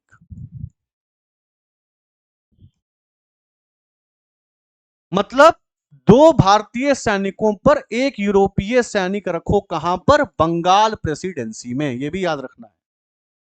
और जो मद्रास प्रेसिडेंसी बची और उसके साथ बंबई, ठीक है, जिसको आप मुंबई कहते हैं, यहां पर कंपोजिशन बोला गया 5:2,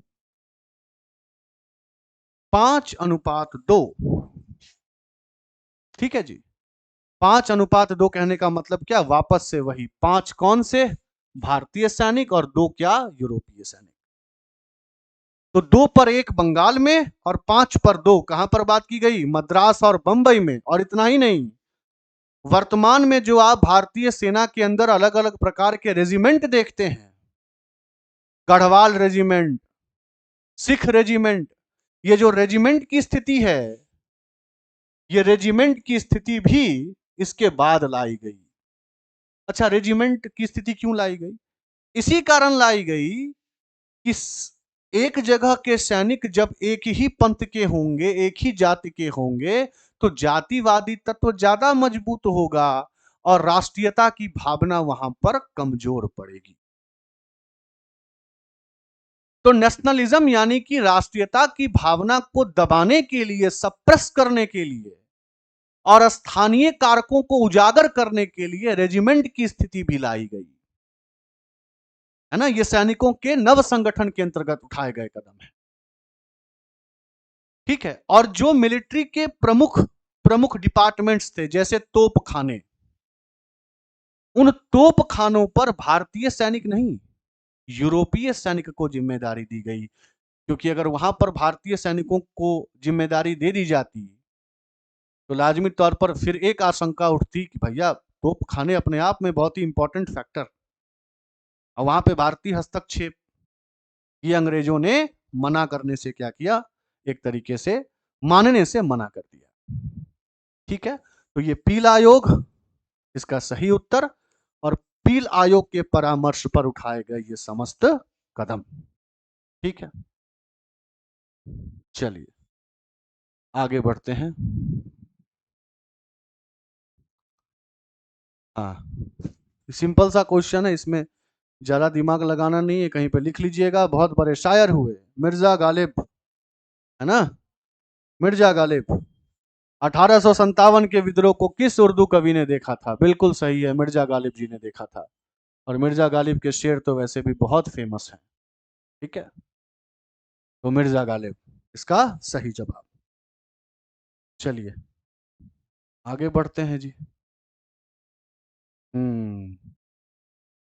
ये एक अच्छा क्वेश्चन है, अच्छा नहीं, सही मामले में बहुत अच्छा क्वेश्चन है।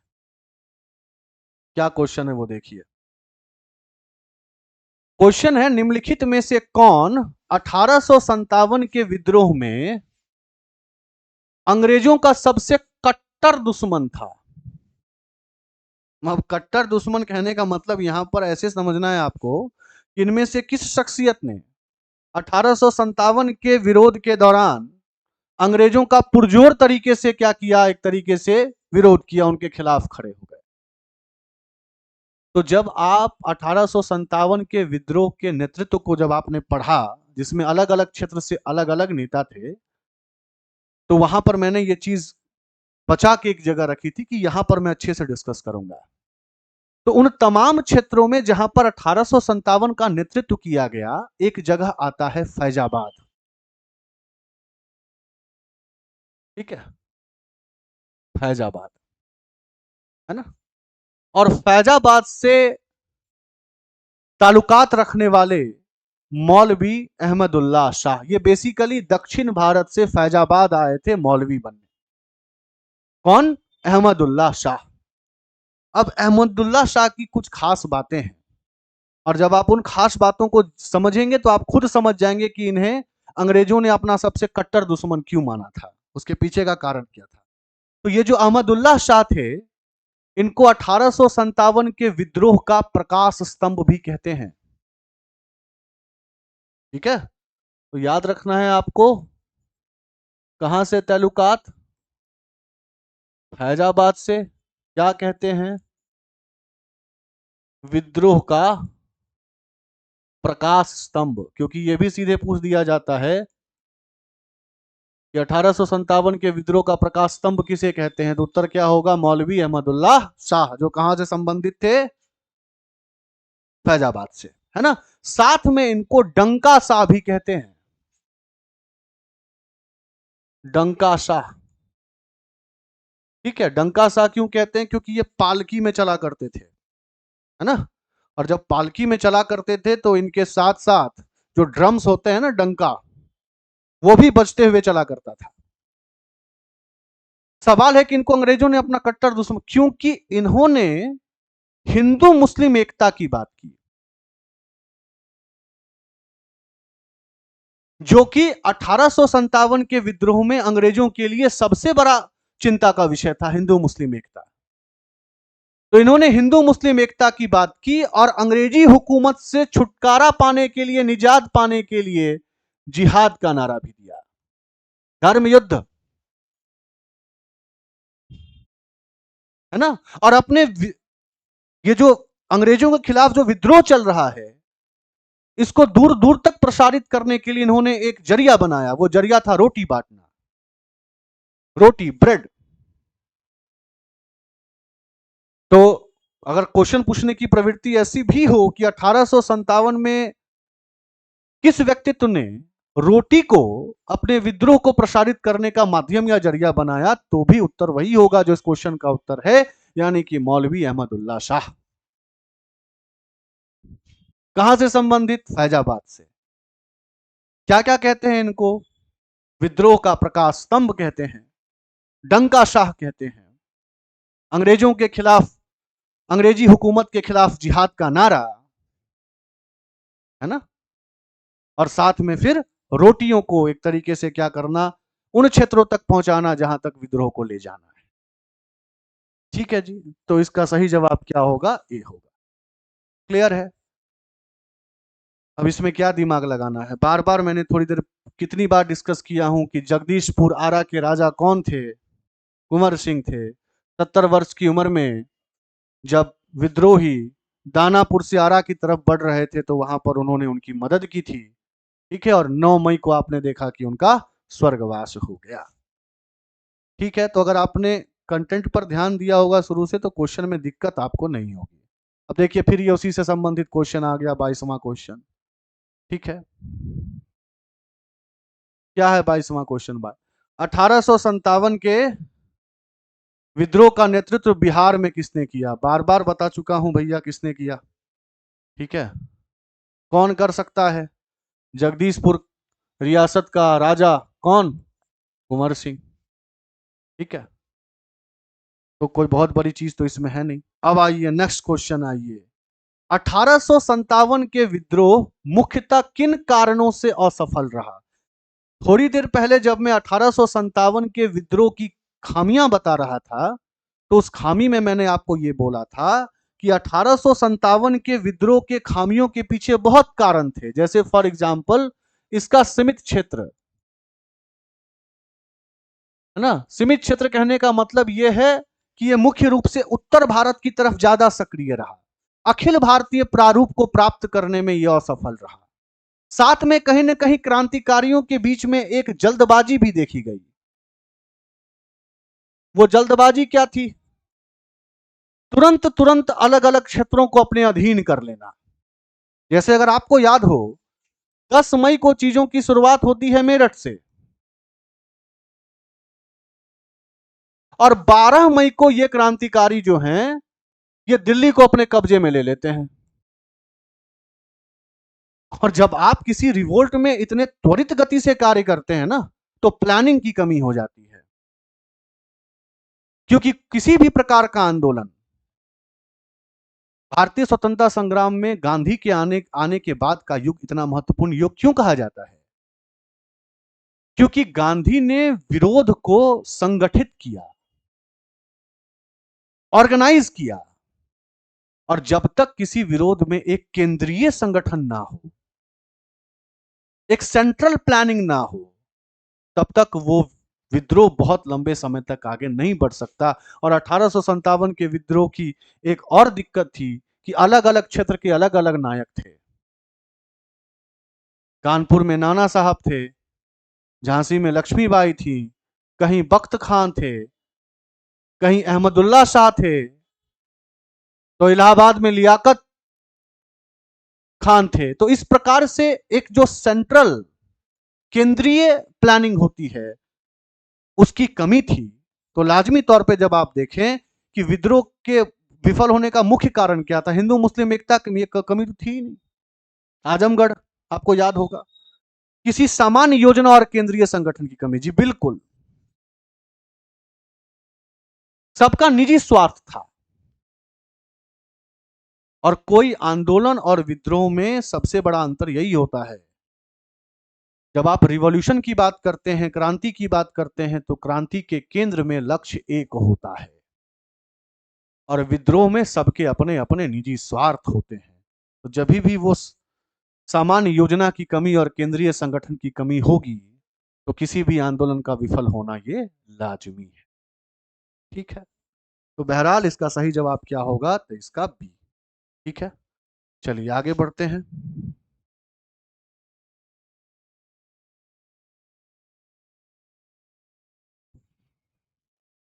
ये भी क्वेश्चन इंपॉर्टेंट है। और जब मैं इसको डिस्कस कर रहा था तो मैंने आपको क्या बोला था, मैंने आपको बोला था कि इस नाम को याद रखिएगा क्योंकि इसने 1857 के विद्रोह को एक षड्यंत्र का नाम दिया था। याद होगा आपको, जब मैं लखनऊ की बात कर रहा था और लखनऊ में जब मैंने दो व्यक्ति का नाम लिया था, जेम्स ऑट्रम और हैवलॉक, है ना, जब मैं उनके संदर्भ में ये कहा था कि इन्होंने कोशिश की थी लखनऊ पर विजय प्राप्त करने की, पर वो असफल रहे, जिसके बाद कॉलिन कैंपबेल ने लखनऊ पर कब्जा किया। तो ऑट्रम जब वो वर्ड आया था तो मैंने कहा था कि इनका नाम याद रखना है आपको, क्योंकि इन्होंने क्या बोला था कि 1857 का विद्रोह जो है वो महज हिंदू और मुस्लिम के षड्यंत्र का परिणाम है और कुछ नहीं। ठीक है जी, तो निम्नलिखित में से किसने 1857 के विद्रोह को एक षड्यंत्र की संज्ञा दी? किसने दी भैया? जेम्स ऑट्रम और टेलर ने दी। और इतना ही, केवल षड्यंत्र नहीं कहा बल्कि क्या कहा, हिंदू मुस्लिम के षड्यंत्र का परिणाम है। ठीक है, अच्छा अब इनका भी नाम याद रखिएगा, लॉरेंस का। इन्होंने भी 1857 के विद्रोह पर एक स्टेटमेंट दिया और उन्होंने ये कहा कि 1857 का जो विद्रोह है कि जो घटना है वो और कुछ नहीं बल्कि गाय के चर्बी से उत्पन्न सैनिक उत्पात है ना, गाय की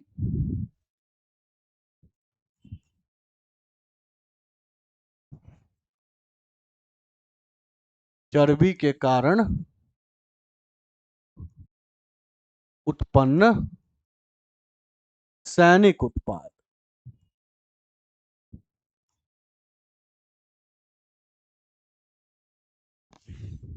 ठीक है जी, तो याद रखिएगा ये किसने कहा, लॉरेंस ने कहा, और षड्यंत्र की संज्ञा किसने दी, जेम्स ऑट्रम और डब्ल्यू टेलर ने।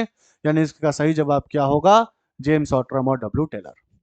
ठीक है, अगले क्वेश्चन पे आइए, फिर से वही क्वेश्चन है, निम्नलिखित में से किस वर्ग ने 1857 के विद्रोह में भाग नहीं लिया? तो थोड़ी देर पहले जब मैं व्यापारी, साहूकारों, तालुकदारों, जमींदारों की बात कर रहा था तो मैंने आपको कहा था कि जो जमींदार थे, है ना, जो जमींदार थे, ठीक है, जो साहूकार थे, इन्होंने क्या किया, इस आंदोलन का विरोध किया क्योंकि उनका निजी स्वार्थ अंग्रेजों में बसता था। और साथ में मैंने ये भी कहा कि जो व्यापारी वर्ग था उन्होंने केवल विरोध नहीं किया बल्कि उन्होंने क्रांतिकारियों का शोषण भी किया। ठीक है जी, तो लाजमी तौर पर किन्होंने साथ नहीं दिया, तो 2 और 4, यानी कि D is the correct answer. ठीक है, चलिए, तो अगर आपने ध्यान से क्लास देखा होगा अब तक तो आपको चीजें क्लियर लग रही होंगी।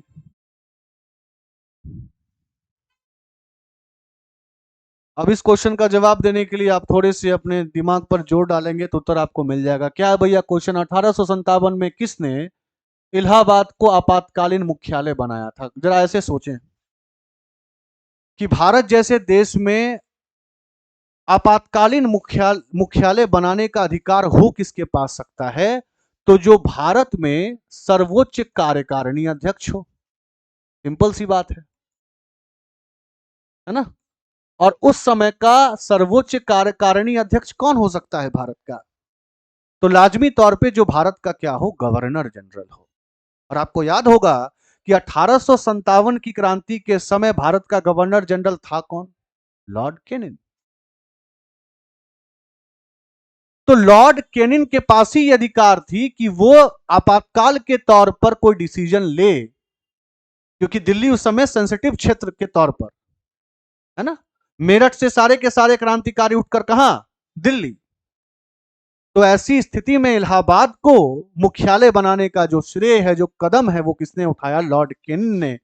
और मैं बता चुका हूं आपको थोड़ी देर पहले कि लॉर्ड केनिन को ही 1858 के अधिनियम से, 1858 के एक्ट से क्या किया गया? भारत का पहला वायसराय भी बनाया गया। तो भारत के पहले वायसराय के तौर पे जाने जाने वाले लॉर्ड केनिन ने ही इलाहाबाद को क्या बनाया था? आपातकालीन मुख्यालय बनाया। ठीक है जी, चलिए आगे। अब ये क्वेश्चन बहुत इंपॉर्टेंट क्वेश्चन है, मैं यहां पर आपको वीवीआई लिख रहा हूं। हालांकि मैं कोशिश करूंगा कि 1857 से पहले जितने भी प्रकार के विद्रोह हुए हैं, चाहे वो जनजातीय विद्रोह रहे हों, चाहे वो नागरिक विद्रोह रहे हों, जैसे फॉर एग्जांपल आपने अलग अलग प्रकार के विद्रोह का नाम सुना होगा, हो विद्रोह का नाम सुना होगा। तो इन तमाम विद्रोहों के ऊपर एक श्रृंखला लेकर आऊं, ये मैं कोशिश करूंगा। तो 1857 के पूर्व की स्थिति है, आप ये देख रहे होंगे 1844 की स्थिति है ये। ठीक है, तो क्या है ये? गडकरी विद्रोह का केंद्र था। ये गडकरी विद्रोह का केंद्र क्या था, पहले वो समझिए आप, उसके बाद आप समझेंगे। तो महाराष्ट्र में एक जगह है जिसका नाम है कोल्हापुर। ठीक है जी। तो कोल्हापुर में जो गडकरी थे ना, जैसे अभी नितिन गडकरी हैं, तो गडकरी बेसिकली एक समुदाय का नाम है। ये समुदाय क्या करता था? तो मराठा दुर्ग जो थे ना, मराठाओं का दुर्ग, दुर्ग यानी कि फोर्ट, बोले तो फोर्ट, उस फोर्ट में गडकरी सिपाही के तौर पे कार्य करते थे। किसके तौर पे कार्य करते थे? सिपाही के तौर पर। तो जब कोल्हापुर का पुनर्गठन किया गया अंग्रेजों के द्वारा, जब उसको रीऑर्गेनाइज किया गया, तो इन गडकरियों की जो एम्प्लॉयमेंट था, यानी कि जिसके तौर पे वो कार्य कर रहे थे, वो पद उनसे छीन लिया गया। और इसी पद के छीने जाने के कारण जो विद्रोह हुआ, उसको अपन क्या कहते हैं? गडकरी विद्रोह कहते हैं। तो गडकरी क्या था? क्लियर हो गया है ना? मराठा और वहां के दुर्गों में के सिपाही के तौर पर, और कोल्हापुर के पुनर्गठन के कारण उनकी नौकरी खत्म हो गई, जिसके कारण विद्रोह शुरू हुआ। अब यहां पर एक चीज और आप याद रखना है कि जो गडकरी विद्रोह हुआ, उसके जो मुख्य सरगना थे, उनका नाम था बाबाजी अहिरेकर।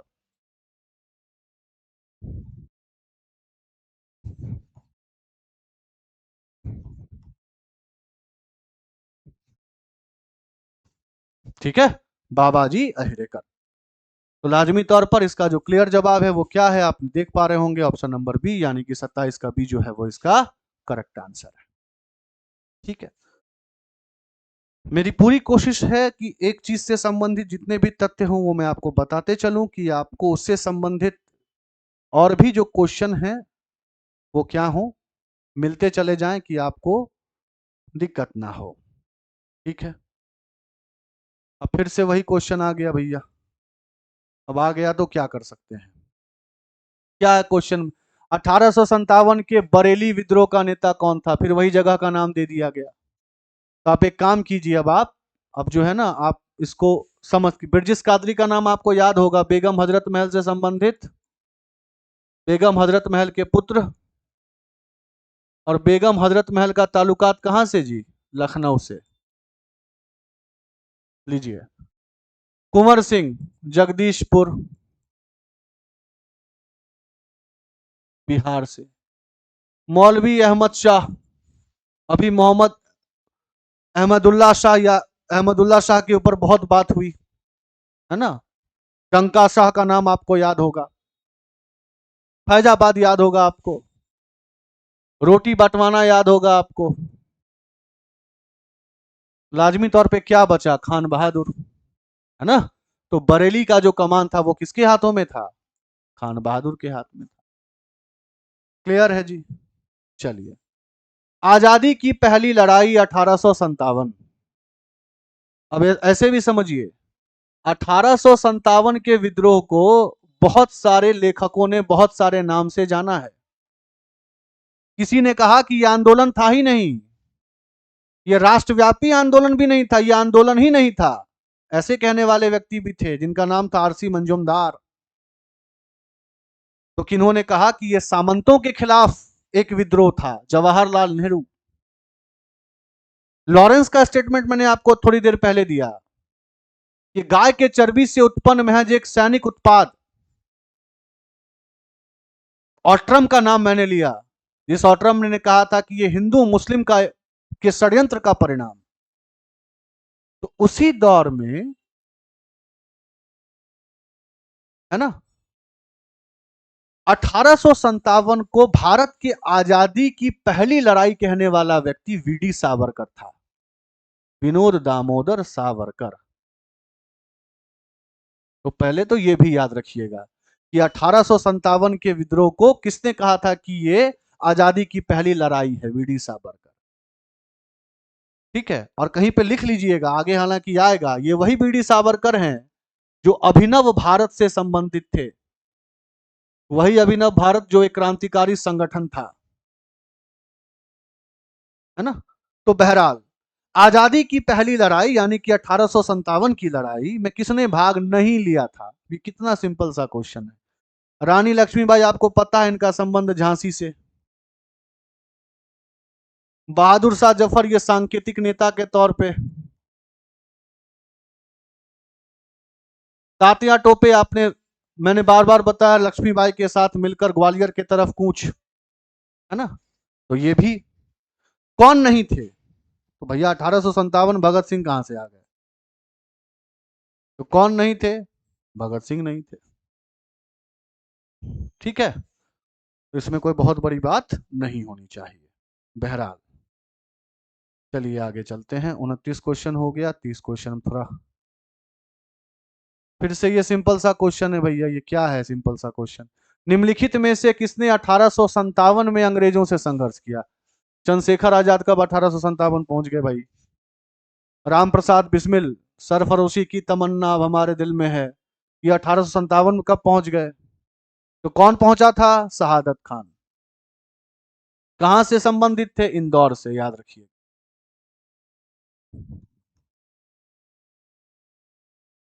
ठीक है, तो लाजमी तौर पर इसका सही जवाब क्या है? शहादत खान।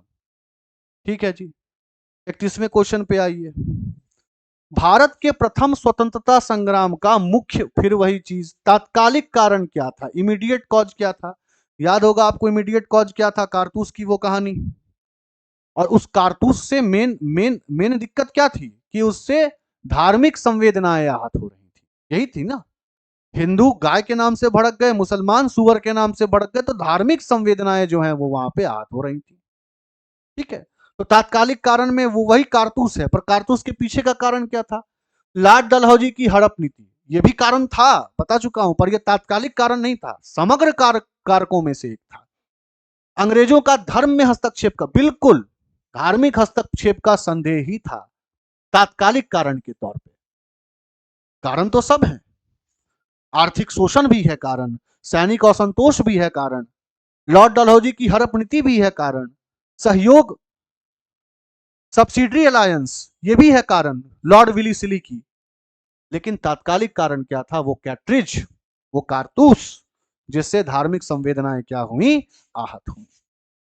ठीक है जी, तो इसका करेक्ट जवाब क्या होगा? 31 का बी। ठीक है, चलिए आगे बढ़ते हैं।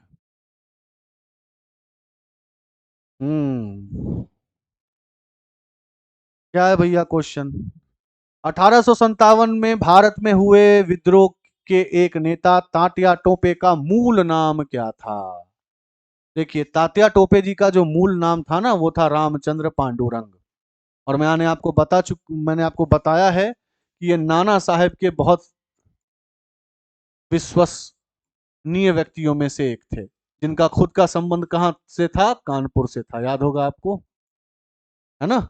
और ये वही रामचंद्र पांडुरंग हैं जिन्होंने रानी लक्ष्मीबाई के साथ मिलकर क्या किया? ग्वालियर का रुख किया। क्या किया? ग्वालियर का रुख किया। लेकिन आपको पता है ग्वालियर में वो सिंधिया की स्थिति, सिंधिया ने अंग्रेजों की वहां पे क्या की? सहायता कर दी। रानी लक्ष्मीबाई फिर विरंग एक तरीके से वीरगति को प्राप्त हुई, और उसके बाद हमारे पांडुरंग जगह जगह भटकते रहे।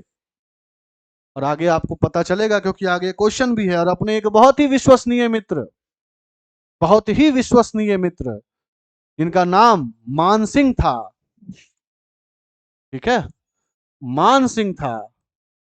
मान सिंह के द्वारा धोखा दिए जाने के कारण ये पकड़े गए, है ना। और 18 अप्रैल 1859 को इनको फांसी चढ़ा दी गई। हम आगे देखेंगे। बहरहाल यहां पर इनका मूल नाम क्या था? रामचंद्र पांडुरंग। ठीक है जी, चलिए। हाँ भैया, स्टेटमेंट वाइज क्वेश्चन आया है, थोड़ा सा जल्दी जल्दी पढ़ेंगे इसको। क्या है क्वेश्चन? इन कथनों पर विचार कीजिए, करिए विचार। 1857 की क्रांति की शुरुआत एक सैन्य विद्रोह के रूप में हुई। क्या गलत है इसमें? कुछ गलत नहीं है। मंगल पांडे का नाम याद होगा आपको। कालांतर में इसका स्वरूप बदलकर ब्रिटिश सत्ता के विरुद्ध एक जनव्यापी विद्रोह के रूप में हो गया, जिसे भारत का पहला स्वतंत्रता संग्राम कहा गया। बिल्कुल, अभी मैंने बताया कि इसको भारत का पहला स्वतंत्रता संग्राम कहने वाले व्यक्ति कौन थे? वीडी सावरकर, है ना। तो शुरुआत तो हुई थी ये एक सैन्य विद्रोह के रूप में, सैन्य असंतोष इसके पीछे का कारण था। किंतु कालांतर में भारत के अलग अलग क्षेत्रों के नेता ने इसमें सहभागिता ली। रानी लक्ष्मीबाई हो, नाना साहेब हो, बेगम हजरत महल हो, बख्त खान हो, कुंवर सिंह हो, सादत खान हो, शहादत खान हो, है ना, लियाकत खान हो। तो इसको राष्ट्रव्यापी रूप मिल गया आगे चलकर। ये स्टेटमेंट भी बिल्कुल सही है। अब आपसे पूछा जा रहा कौन सा कथन सत्य है, तो सत्य आपको क्या लग रहा है? एक और दो, दोनों लग रहा है। सी इज द करेक्ट आंसर। तो अगर आपने कंसेप्चुअल पढ़ा है तो आपको कोई दिक्कत नहीं होगी, और इसी कारण मेरी कोशिश ये होती है कि मैं इसको क्या करूं, कंसेप्चुअल क्लैरिटी के साथ आपको बढ़ाते जाऊं। ठीक है, अच्छा क्वेश्चन है ये, लेकिन इसको थोड़ी देर पहले मैंने डिस्कस कर लिया है। किस इतिहासकार ने लिखा था तथाकथित प्रथम राष्ट्रीय स्वतंत्रता संग्राम ना तो प्रथम था, ना ही राष्ट्रीय, और ना ही स्वतंत्रता संग्राम? लीजिए भाई, मैंने 1857 की जब स्थिति आपको बताई तो मैंने बोला कि इसको अलग अलग नेताओं ने, अलग अलग चिंतकों ने अलग अलग नाम से नवाजा है ना। किसी ने क्या कहा कि यह भारत का पहला राष्ट्रीय स्वतंत्रता संग्राम, बीडी सावरकर। तो लॉरेंस ने क्या कहा कि यह गाय के चर्बी से उत्पन्न महज एक सैनिक उत्पाद। डिजारेली ने क्या कहा कि एक राष्ट्रीय आपदा के रूप में, यह राष्ट्रीय विद्रोह के रूप में। जवाहरलाल नेहरू ने क्या कहा कि यह सामंतों के विरुद्ध लिया गया एक कदम या एक विरोध के तौर पर। और वहीं आरसी मंजुमदार, जो कि एक बहुत बड़े इतिहासकार हैं, उन्होंने कहा कि भैया ये ना तो प्रथम, ना ही राष्ट्रीय, और ना ही स्वतंत्रता संग्राम था। अब इसके पीछे का भी कारण आपको स्पष्ट होगा क्यों था। प्रथम इसी कारण नहीं था क्योंकि ऐसा नहीं 1857 के पहले विरोध विद्रोह नहीं हुए, विद्रोह तो हो ही रहे थे। अभी आपने गडकरी आंदोलन के बारे सुना, ऐसा ही नरकर बेलिया आंदोलन है। तो अलग अलग प्रकार के आंदोलन तो हो ही रहे थे भारत के अलग अलग क्षेत्रों में। ना ही राष्ट्रीय, राष्ट्रीय क्यों नहीं कहा गया? वही एक केंद्रीय संगठन की कमी थी, सबके सब अपने निजी स्वार्थ से घिरे हुए। तो जब ये राष्ट्रीय नहीं रहा, प्रथम नहीं रहा, तो स्वतंत्रता संग्राम, मतलब जब ये राष्ट्रीय ही नहीं रहा तो स्वतंत्रता संग्राम कहां से होगा? क्योंकि मैंने आपको बताया है कि जब हम संग्राम की बात करते हैं, क्रांति की बात करते हैं, तो उसमें एकल ध्येय होता है ना। एकल ध्येय मतलब आप ऐसे समझिए, सिंगल गोल। आजादी मीन्स आजादी। वहां ये नहीं होनी चाहिए कि आधों को वापस मुगलैया हुकूमत चाहिए, तो किसी को अपने जो उत्तराधिकारी हैं उनकी सुरक्षा चाहिए, वहां एकल गोल होना चाहिए, तब जाकर वो राष्ट्रव्यापी आंदोलन या स्वतंत्रता संग्राम के तौर पे देखा जाएगा। तो आरसी मंजूमदार का ये कथन कहीं ना कहीं पूर्ण रूप से तो नहीं, पर आंशिक रूप से सत्य जरूर है। बहरहाल ये स्टेटमेंट किसने कहा? आरसी मंजूमदार ने। ये याद रखना है आपको। ठीक है जी, आगे आइए। मेरठ में विद्रोह कब आरंभ हुआ? बहुत बार बता चुका हूं कब था। 10 मई 1857 को। और 12 मई को ये जो विद्रोही हैं वो वापस कहां पहुंच गए थे? दिल्ली पहुंच गए थे। तमाम चीजें डिस्कस हो चुकी हैं। ठीक है, चलिए आगे चलते हैं। हम्म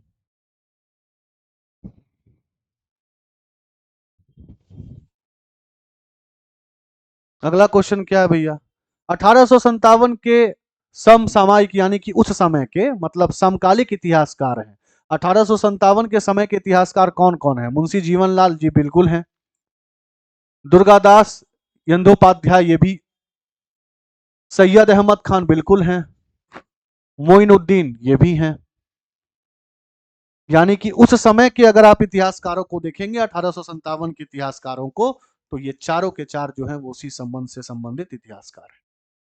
ठीक है, चलिए अगले क्वेश्चन पे आइए। मैंने थोड़ी देर पहले तांतिया टोपे का जिक्र किया था, उन्हीं से संबंधित क्वेश्चन आ गया। मैंने बोला था कि मैं आपको आगे बताऊंगा।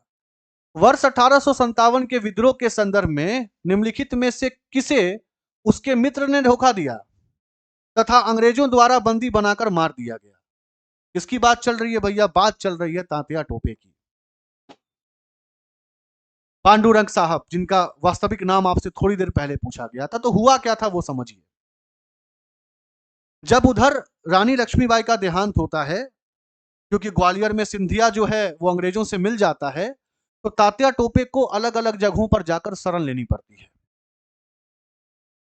ना। उसी दौरान उसका एक मित्र बनता है। कायदे से मित्र तो नहीं कहा जाना चाहिए, पर हाँ ठीक है, क्योंकि धोखा इसी ने दिया था, मानसिंह। अब मानसिंह की स्थिति ये थी कि मानसिंह जो है वो ग्वालियर के राजा का समर्थन प्राप्त करना चाहता था। और ग्वालियर का राजा कौन? अभी थोड़ी देर पहले मैंने आपको बताया, जो अंग्रेज के साथ जाकर मिल गया था, सिंधिया।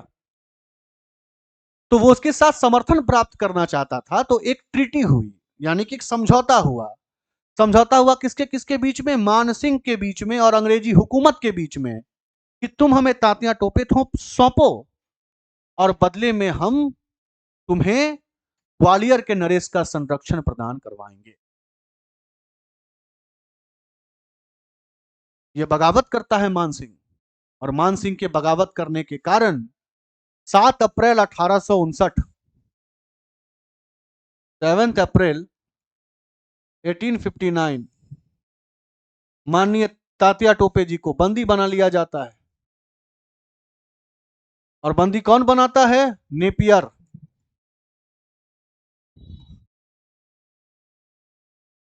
है ना।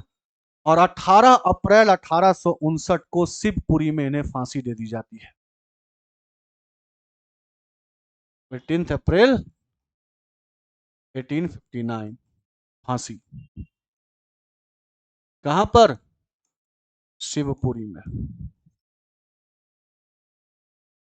ठीक है, तो भैया की वो कौन बदकिस्मत था जिसकी बात यहां पर की जा रही है? तो तात्या टोपे जी की बात की जा रही है। किसने धोखा दिया था? तो मान सिंह ने धोखा दिया। क्लियर है? चलिए आगे बढ़ते हैं। बीच बीच में सिंपल सा सवाल आ जाता है भैया, तो आपको घबराना नहीं है। निम्नलिखित में से कौन सा एक क्षेत्र 1857 के विद्रोह से प्रभावित नहीं था? झांसी आपको पता होगा, लक्ष्मीबाई जी थी भाई, ये तो प्रभावित था ही। जगदीशपुर में कुंवर सिंह का नाम आता है भैया, ये तो था ही। लखनऊ में हजरत महल का नाम आता है, तो बच कौन गया? चित्तौड़। सही जवाब क्या होगा इसका? चित्तौड़। यह प्रभावित नहीं था। कुछ कुछ सिंपल क्वेश्चंस भी हैं। चलिए 39वां क्वेश्चन। ये 2 कथन दिया है और उस कथन के आधार पे आपसे पूछ रहा है कि भैया क्या होना चाहिए। तो कथन 1 पढ़िए। प्रारंभिक राष्ट्रीय आंदोलन की आधारभूत कमजोरी उसका सीमित सामाजिक आधार था। बिल्कुल। ये तो मैं आपको जब 1857 के विद्रोह की सीमाएं बता रहा था तो मैंने आपको बताया था कि यहाँ पर सब के सब निजी स्वार्थों से घिरे हुए थे, जनाधार की कमी थी, जमींदार साहूकार मदद कर नहीं रहे थे, शिक्षित मध्यम वर्ग तटस्थ थे, है ना। और अलग अलग क्षेत्रों के राजा भी, इसमें बहुत सारे क्षेत्रों के राजा भी एक तरीके से उदासीन रहे थे। तो बात तो बिल्कुल सही है। Statement A is absolutely correct.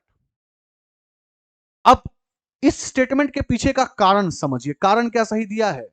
यह इसमें सम्मिलित होने वाले सामाजिक समूहों के संकीर्ण हितों के लिए लड़ता था। अब यह इसमें सम्मिलित होने वाले सामाजिक समूह के संकीर्ण हितों के लिए देखिए, जब हम ये कह रहे हैं कि जो प्रारंभिक राष्ट्रीय आंदोलन यानी कि यहाँ पे 1857 के विद्रोह पे मेन तवज्जो है, उसकी एक लिमिटेशन ये रही कि उसका जो जनाधार था वो सीमित था। तो जनाधार सीमित इसी कारण नहीं था कि वहां पर हितों की संकीर्णता थी, नहीं नहीं। जो थे वो तो अपने अपने हितों के लिए, निजी हितों के लिए तो लड़ ही रहे थे, तो संकीर्णता कहां से आएगी? वहां पर जनाधार कम इसी कारण था क्योंकि बहुत सारे वर्ग अपने हितों की रक्षा करना चाहते थे। हितों की संकीर्णता की बात तो तब आएगी जब उसमें भागीदारिता होगी, जब हम और आप भागीदार हैं और मैं कुछ कह रहा हूं, आप कुछ कह रहे हैं, तब यहां पर क्लास ऑफ इंटरेस्ट है। लेकिन जब मैं भाग लेना चाहता हूं और आप लेना ही नहीं चाहते, तो हितों की संकीर्णता थोड़ी कही जाएगी। ये यहां ये कहा जाएगा कि आपने अपने हितों की रक्षा की और मुझे अपना हित विद्रोह में लगा। तो स्टेटमेंट ए तो बिल्कुल सही है, पर उसका कारण आर सही नहीं है। मतलब ए स्टेटमेंट सही है किंतु आर स्टेटमेंट क्या है, जो कारण दिया गया है उसका वो क्या है, गलत है। ठीक है, चलिए आगे बढ़ते हैं जी। अब ये भी अगर आपने ध्यान से पढ़ा होगा तो आपको चीजें क्लियर हो गई होंगी। इस मिसाल में हम मुसलमानों को हिंदुओं से भिड़ा नहीं पाए। ले भैया, निम्नलिखित में से कौन सी एक घटना में एचिक्सन ने इस कथन का संबंध। अब अगर आप इतने ही स्टेटमेंट को पढ़ेंगे तो आप समझ जाएंगे चीजें। मैंने क्या बोला था आपको? इतिहास में बहुत कम ऐसी जगहें हैं जहां पर हिंदू और मुस्लिम की एकता का उदाहरण मिलता है, और वो एकता अंग्रेजों के लिए चिंता का सबब बनी। ये बहुत ही लिमिटेड जगहों पर है, जिसमें से एक जगह है 1857 का विद्रोह, आजमगढ़ प्रस्ताव, आपको याद होगा। तो अगर कोई अंग्रेज ये कह रहा है कि हम हिंदुओं को मुसलमान से लड़ा नहीं पाए,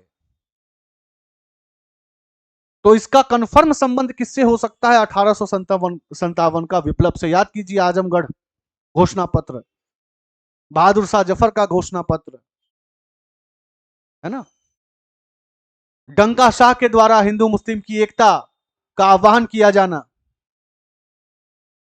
और अंग्रेजों के द्वारा यह भी कह दिया जाना कि हिंदू और मुस्लिम के षड्यंत्र का परिणाम भी है। और ट्रम्प का स्टेटमेंट जो कि खुद इस बात को प्रमाणित करता है कि इस संदर्भ में 1857 के विद्रोह के संदर्भ में अंग्रेज बेचारे विफल रहे। किस चीज में विफल रहे? कि वो हिंदुओं को मुसलमानों से लड़ा नहीं पाए, उन दोनों के हितों को टकरवा नहीं पाए। ये उनकी एक बहुत बड़ी एक तरीके से कमी रही या कमजोरी रही। ठीक है जी, तो इसका सही जवाब क्या होगा? 40 का ए। चलिए आगे बढ़ते हैं जल्दी। फिर से वही है भैया, सूची है, जल्दी से मिला लीजिए। अब इसमें क्या होना चाहिए भैया? क्या इलाहाबाद मैंने आपको बताया मौलवी लियाकत अली, तो बी का होना चाहिए 2। ठीक है जी, बी का 2 है। फैजाबाद में मैंने आपको बताया मौलवी अहमदुल्ला डंका शाह, है ना, यानी कि सी का होना चाहिए क्या? सी का होना चाहिए 3। तो बी का 2, सी का 3। ठीक है, और क्या बचा भैया? जगदीशपुर, जगदीशपुर में वीर कुंवर सिंह, डी का 1, डी का 1। ठीक है, और ग्वालियर में याद होगा आपको रानी लक्ष्मीबाई के साथ मार्च, तात्या टोपे, यानी कि A का 1 सही जवाब। A4 B2 C3 D1। ठीक है, चलिए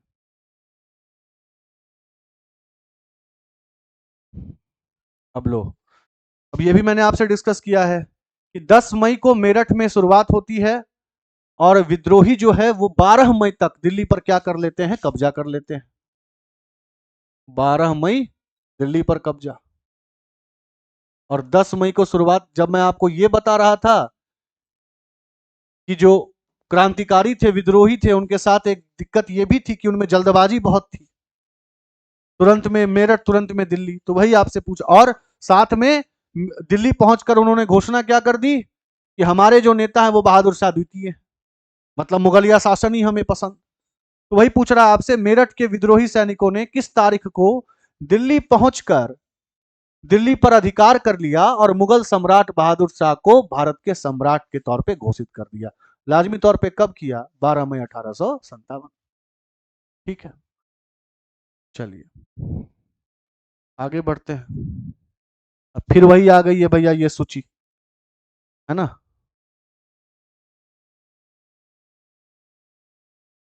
क्षेत्र है और क्षेत्र में इन्होंने किया। अब इसमें आपको पहले क्वेश्चन देके समझ में आ जाएगा।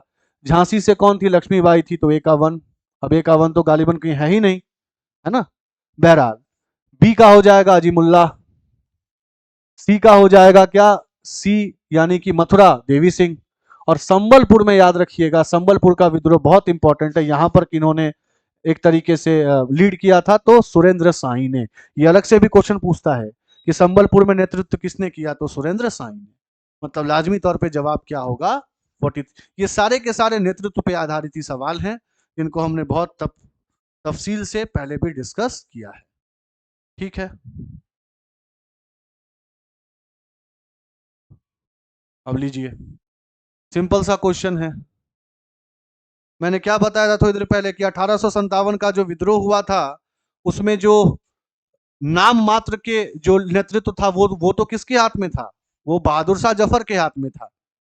ठीक है, लेकिन जो सैन्य नेतृत्व था, सेना का नेतृत्व, वो सेना का नेतृत्व किसने किया था? तो बख्त खान ने किया था। ये मैं थोड़ी देर पहले आपके साथ डिस्कस कर चुका हूं, है ना, कि जो नाम मात्र का नेतृत्व था वो किसके हाथ में था? वो तो हाथ में था बहादुर शाह जफर के, क्योंकि इन्हीं की बात की जा रही थी कि हमें वापस इनको क्या बनाना है, तो बादशाह के तौर पर। लेकिन क्वेश्चन क्या है, 1857 के विद्रोह के दौरान दिल्ली में विद्रोह का सैन्य नेतृत्व किसने किया, है ना। तो सेना का नेतृत्व किसने किया? तो लाजमी तौर पर क्या जवाब होगा इसका? बख्त खान। क्लियर है? तो क्वेश्चन नंबर 44 भी इस तरीके से क्या है? सैन्य नेतृत्व के तौर पर बख्त का। हाँ, यहाँ पे अगर आपको मतलब नाम मात्र के नेतृत्व की बात की जाती, तब उत्तर क्या होता? बहादुर शाह द्वितीय या बहादुर शाह जफर। क्लियर है? बहरहाल 45 में को फिर से ये क्वेश्चन वही आ गया, सम्मिलित करने वाला। हाँ, ये क्वेश्चन इंपॉर्टेंट इसी कारण है, हालांकि मैंने ये डिस्कस कर लिया है आपसे, लेकिन फिर भी आप इसको ऐसे समझिए। देखिए, अगर आपको इसमें है क्या, इसमें सूची 1 में जगहों के नाम दिए गए हैं और सूची 2 में यह बताया गया है कि किन जगहों पर किन लोगों ने जो है, या किस अंग्रेजी अधिकारी ने जो है वो उसको दबाने की कोशिश की। तो ऐसे समझिए, मैंने आपको जब लखनऊ बताया था तो याद होगा आपको, मैंने बोला था कि हेनरी लॉरेंस की हत्या, और हेनरी लॉरेंस की हत्या के बाद ये कमान सौंपा गया हैवलॉक को, है ना। हैवलॉक को ये कमान सौंपा गया कि आप जो है वो वापस से लखनऊ पर क्या कीजिए, कब्जा कीजिए। लेकिन वो असफल होता है, तो उसके बाद ये दायित्व दिया जाता है कोलिन कैंपबेल को, जो गुरखाओं की मदद लेता है ना। तो लखनऊ का संबंध किससे हो गया भैया? हैवलॉक और कैंपबेल से। ह्यूरोज के बारे में मैंने बात की थी, जिसने रानी लक्ष्मीबाई को लेकर क्या स्टेटमेंट दिया था कि ये विरोधियों का एकमात्र पुरुषत्व से भरी महिला थी। और रानी लक्ष्मीबाई का संबंध किससे? झांसी से। ठीक है, इसका मतलब ये है कि सी का होगा 3। और ये जो लखनऊ है वहां पर होंगे कौन कौन? हैवलॉक और कैंपबेल, और साथ में लॉरेंस भी थे, पर लॉरेंस तो एक तरीके से मर चुके थे। यानी कि लखनऊ, बी का हो जाएगा 2। ठीक है, अब कौन बचा? दिल्ली। तो दिल्ली में जो है ये स्थिति दोनों को दी गई थी, निकोलसन और हडसन। तो निकोलसन की मृत्यु भी हो जाती है दिल्ली को कब्जे में लेने के दौरान, ये भी याद रखिएगा, इसकी मृत्यु हो जाती है।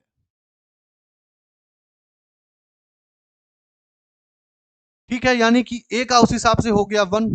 तो लाजमी तौर पर जो उत्तर है वो कौन सा बनेगा? यही बनेगा। बचा इलाहाबाद, जहां पर लियाकत खान थे, तो वहां पर सप्रेस किसने किया था? कर्नल नील ने। इसी कारण मैंने आपको जब शुरुआत में लखनऊ की स्थिति बताई थी तो बताया था हैवलॉक, कैंपबेल, लॉरेंस, है ना, इन तमाम, ऑट्रम, इन तमाम लोगों के नाम को क्या करना है? दिमाग में रखना है।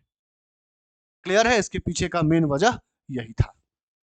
ठीक है, तो इसका सही जवाब क्या होगा? 45 का ए। ठीक है, चलिए आगे बढ़ते हैं।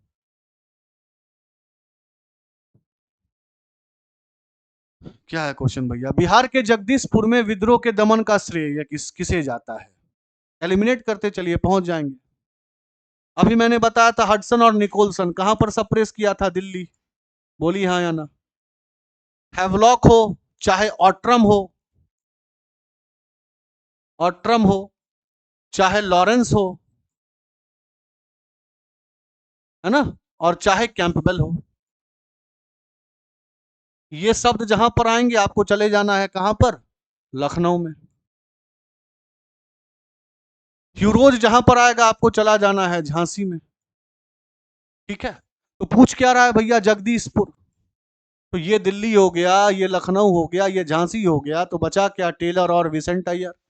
ये वही टेलर है, ये वही टेलर है जिसने ऑट्रम के साथ मिलकर 1857 के विद्रोह को क्या कहा था? हिंदू मुस्लिम का षड्यंत्र। यानी कि सही जवाब क्या होगा इसका? डी। क्लियर? नेक्स्ट क्वेश्चन मैंने थोड़ी देर पहले बताया, 1857 के विद्रोह के क्रम में दिल्ली विद्रोह के दमन करने में किस ब्रिटिश सैन्य अधिकारी की मृत्यु हुई? कहां पर? दिल्ली। तो हडसन और निकोलसन दोनों ने दिल्ली पर एक तरीके से कब्जा पाने की कोशिश की, क्योंकि कर्जन नील कहां था? इलाहाबाद में। ठीक है, हैवलॉक कहां था? लखनऊ में। लेकिन मृत्यु किसकी हुई? निकोलसन की मृत्यु हुई, थोड़ी देर पहले मैंने आपको बताया था। और यहां पर क्वेश्चन वही है, मृत्यु किसकी हो गई? तो उत्तर क्या है? निकोलसन। ठीक है,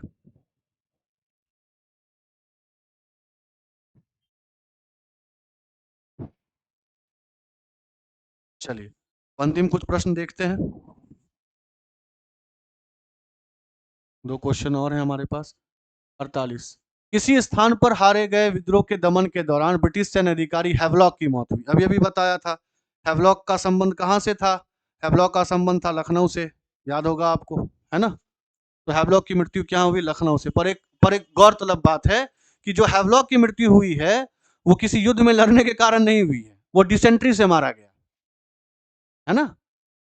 हैजा रोग से वो मारा गया, डिसेंट्री से मारा गया, पर मरा कहां था? लखनऊ में। ठीक है, वही लखनऊ जहां का संबंध लॉरेंस, जहां का संबंध कैंपबेल। ठीक है, तो याद रखना है लखनऊ में किसकी मौत हुई थी? हैवलॉक। ठीक है, चलिए ये प्रश्न भी हमने पहले। सर्वप्रथम किसने 1857 के विद्रोह को तुरंत बाद इसे एक राष्ट्रीय विद्रोह की संज्ञा दी थी? तो मैंने जब बताया था आपको बेंजामिन डिजारेली, तो मैंने आपको बताया था इसने ये क्या कहा था? ये राष्ट्रीय विद्रोह है। बीडी सावरकर ने क्या कहा था? कि ये भारत का पहला स्वतंत्रता संग्राम है। ठीक है, तो इसका सही जवाब क्या होगा? बेंजामिन डिजारेली। इसका पूरा स्टेटमेंट ये था कि 1857 से उत्पन्न जो जो विद्रोह है वो संयोगवश एक राष्ट्रव्यापी विद्रोह के तौर पर देखा। तो राष्ट्रव्यापी विद्रोह के तौर पर किसने कहा? डिजारेली ने। और किसने कहा था कि ना तो ये आंदोलन था ना ही राष्ट्रीय? वो किसने कहा था? आरसी मंजूमदार ने। चलिए, और अंतिम प्रश्न इस श्रृंखला का, फिर से वही सूची ए सूची बी। ठीक है, आइए जी, किसने क्या कहा था वही मिलाना है, जल्दी से इसको मिला लेते हैं। अंग्रेजों के विरुद्ध हिंदू मुस्लिम षड्यंत्र, तो षड्यंत्र जैसे ही आ गया तो किसने कहा होगा? टेलर और ऑट्रम ने। यानी कि सी का हो जाएगा 3। ये दोनों जगह है, और एलिमिनेट कीजिए। और क्या बोला था, राष्ट्रीय आंदोलन, अभी मैंने आपको बताया था डिजारेली ने, ठीक है, यानी कि ए का 2, ए का 2। और क्या बचा, बी, सॉरी ये बी का 2 है, माफ कीजिएगा। अंग्रेजों के विरुद्ध हिंदू मुस्लिम षड्यंत्र, ये कहा था टेलर और ऑट्रम ने, यानी कि सी का हो गया 3, ठीक है। और उधर बी, बी में क्या है, राष्ट्रीय आंदोलन, जो कि किसने कहा था, डिजारेली ने, यानी कि बी का हो गया 2, ठीक है। ए का क्या है, सैनिक विद्रोह, सैनिक विद्रोह के तौर पे सर जॉन लॉरेंस ने, और सामंती के बारे में मैंने आपको बताया, ये सामंती किसने कहा, तो जवाहरलाल नेहरू ने।